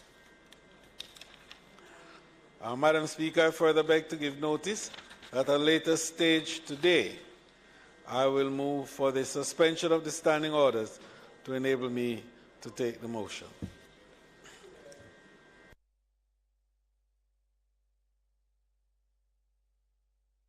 Public business. Madam Speaker, I now move for the suspension of the standing orders to enable me to take the motion, notice of which I gave earlier. Members, the question before the House is that there be the suspension of standing orders to enable the House Leader to take the motion, notice of which he gave earlier. Those in favour? Those against? The ayes have it. House Leader. Madam Speaker, the matter having been fully ventilated, I now move for the adoption of the motion. Members, the question before the House is that the motion be adopted. Those in favour? Those against? The ayes have it.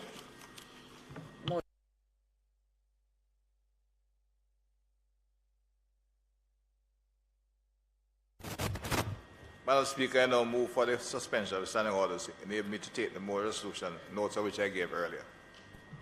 Members, the question before the House is that there's a suspension of the standing orders to enable the member to take the motion, notice of which he gave earlier. Those in favour? Those against? The ayes have it.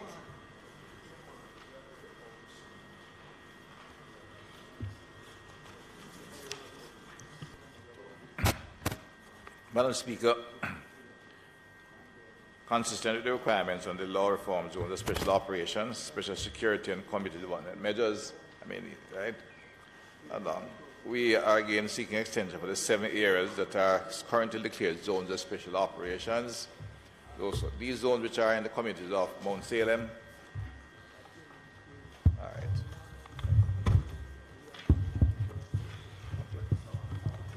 Mount Salem, Denham Town, August Town, Greenwich Town, Norwood, Parade Gardens, and Savlamar will expand June 24, 2023.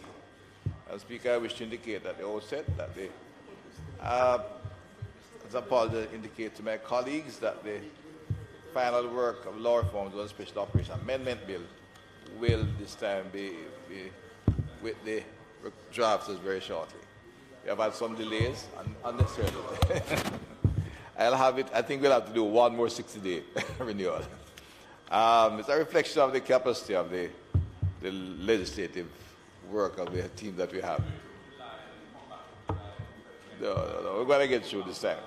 I'm saying it because it has been nobody is comfortable with what's happening. It does not myself personally, the members of the House are going through the same thing routinely, and the Solicitor General agencies who are dealing with this thing for each day. It's distracting. But there are some, we are acutely aware of the legislative challenge we sometimes have. So, Madam Speaker, on the advice, acting on the advice of the National Security Council, in accordance with law reforms on special operations, special security and community measures act, in accordance with Section 5 of the Act, which states that the Prime Minister and Council, after considering the Joint Command may by order subject to affirmative resolution of the House of Representatives, extend the period referred to in Section 4.3 as the Mount Salem Denham Town, August Town, Greenwich Town, Norwood, Parade Gardens, and Savlamar zones of special operations, special security and community development measures for a further period of 60 days to the 24th of August 2023. Madam Speaker, the work continued in all three zones. We have had impact. I think the members are familiar with the outcome. Most of them are in the bill phase. There are some delays in terms of budget, but I know that Jamaica Social Investment Fund is moving to begin the build phase in pretty much all of the areas that we are now operating in. But the work continues all of them with significant success. We have had a couple of, we have had on the margins of two of the zones, particularly in Norwood and in Mount Salem, incident of shooting. The outcome in that those incidents no wish reflects a failure of the zones of special operations, but the zone did not seek to eliminate totally all those who are inclined to violence. What came out of it, that in the areas where this happened, the police intelligence has got required information on individuals very quickly, and in fact are tracking those who were perpetrators, and we expect to bring those areas under significant control. The overall figures demonstrate there have been significant reduction in all areas, and the work to effect social and economic transformation continues. We're doing a number of other things to expand the activity in the other areas designated, if not as zones, but in terms of social intervention across the critical vulnerable communities. So, Madam Speaker, on the basis of that, we seek for affirmation of the House to extend the 7 zones that are currently in operation. Thank you very much, Madam Speaker. I'll be very short. This is now almost a routine activity. I'm hoping it's the last time we come back for this kind of... yes, with this frequency. At this frequency. Right. The Minister spoke about some of what has been happening, and he did mention that within the areas of the Zozo, it is impossible to eliminate all the individuals that are prone to violence. I wanted the Minister to say, because that's certainly our experience, whenever we have, as we have had during this period, persons being shot, persons being murdered, it tends to dilute and to shake the confidence of members of the community in the capacity of the operation to really keep them safe. And I believe that it is extremely important for us to look at what can be done so that, especially in those areas where we still have those kinds of incursions, what else can be done? What isn't being done that could be done? Again, I also want to say, and I speak I know I have a general responsibility for to look at everything, but I am the member for Southwest St. Andrew, where the Greenwich Towns also falls. And we are paying the minister that in terms of the kind of second chance youth at risk program, especially because the constituency benefited before this from a significant national unattached youth program, which is no more and which we have not been able to access. I have asked the questions in the Parliament. We have not been able to hear what is the similar would replace it. In constituencies and communities like these, this is an important part of engaging youngsters and luring them away from the influence of the gangs or near gangs and so on. And I must say that I am disappointed, Minister, that we have not been able to do more in the Greenwich Town Division, and in particular in the area that is affected by the Zozo, especially because we still see some of the behavior that I'm sure that by now we would have hoped we would have eliminated. So I want to commend that to you, Minister. One, to see what else we can do, and two, around the education, skills training, certification programs, so that our youngsters can really have hope and can see a change against the background of us talking about the Zozo and what it is supposed to achieve. 1 second. Okay. Minister, just wanted to say, I noticed that these new orders expire on the 24th of August. So we are going to have to come back here in the middle of August to further extend them. And, you know, all of this is because the amendments to the Zozo legislation still haven't come. And I mean, this is critical legislation for the national security apparatus of the country. It is a main legislation that is now being operationalized on an ongoing basis. Why aren't the amendments being prioritized? And I would say bring them here before the summer recess, and let us try and expedite those amendments through so that we don't have to return here in the middle of the summer recess just to go through the formality of extending these Zozos for another 60 days. Let's have that legislation brought before that so we can avoid this problem. Thank you. Minister, there's an understanding that there is the understanding that the resource limitation and what the Zozos really represents ensures that we don't have the Zozos in places that need them, but we just can't afford them at the moment.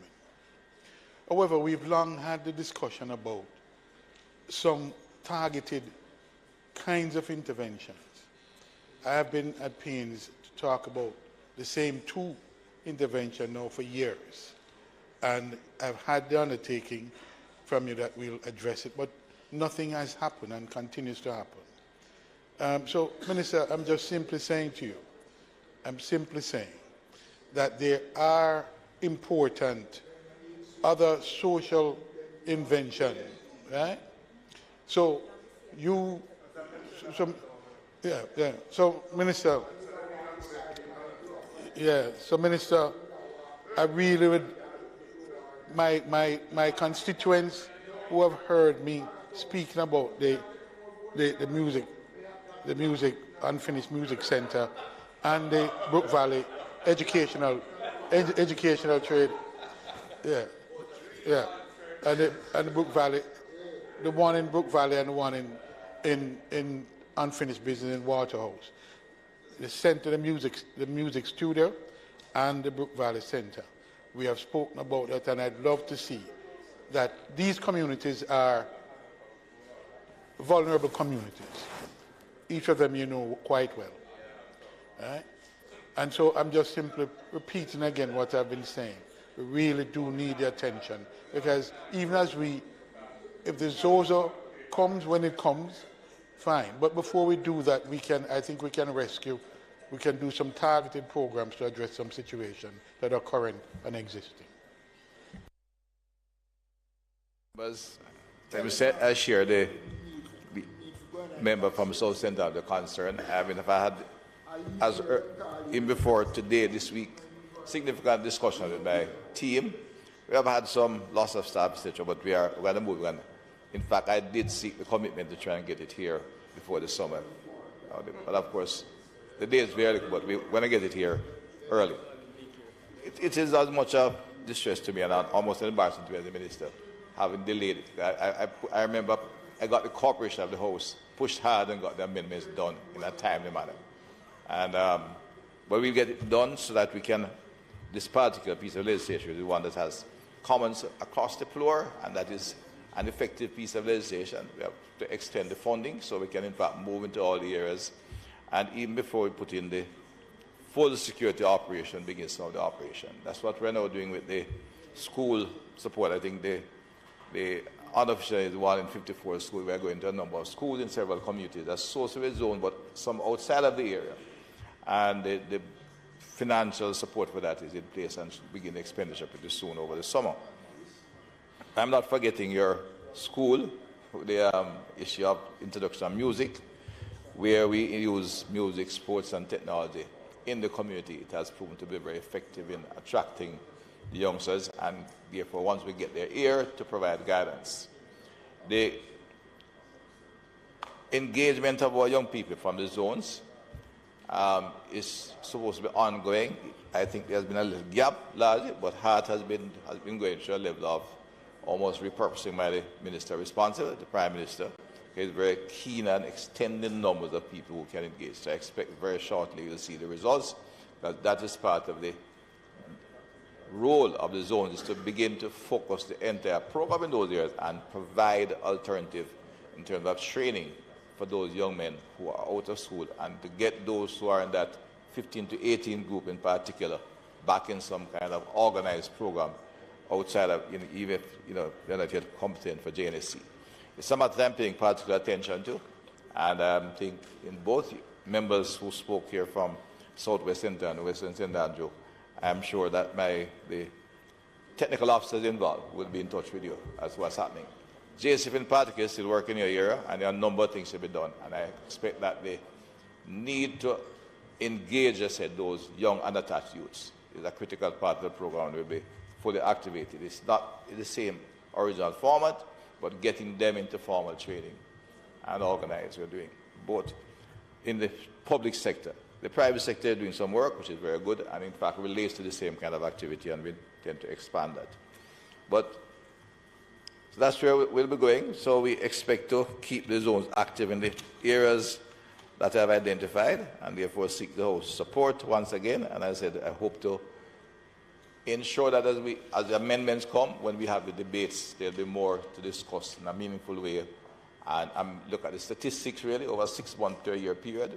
We can see how effective the program is being executed, and therefore the need to expand, change direction or work again in getting that particular program going or keeping it on track as it should. It is the kind of program that can make a big difference once we can scale it to the level that we would like, which means reaching across more of the 100 challenge communities that have been identified by the Planning Institute. Once we get into enough of those communities on an ongoing basis, I'm confident we can begin to not only reduce the level of violence, but in fact really significantly, but to really get that downward trend and to return our communities to normal civilized behavior. Not more, Madam Speaker, I thank the members of the House and seek your support to continue the zones of special operation, the 7 identified areas. Members, the question before the House is that the resolutions, 7 that were brought by the Minister, be now approved. Those in favour? Those against? The ayes have it. The resolutions have been approved. House Leader. Madam Speaker, is not intended to do any further business for the day. I therefore invite you to adjourn the House for a date to be fixed. The question before the House is that we do adjourn for a date to be fixed. Those in favour? Those against? The ayes have it. This House is now adjourned.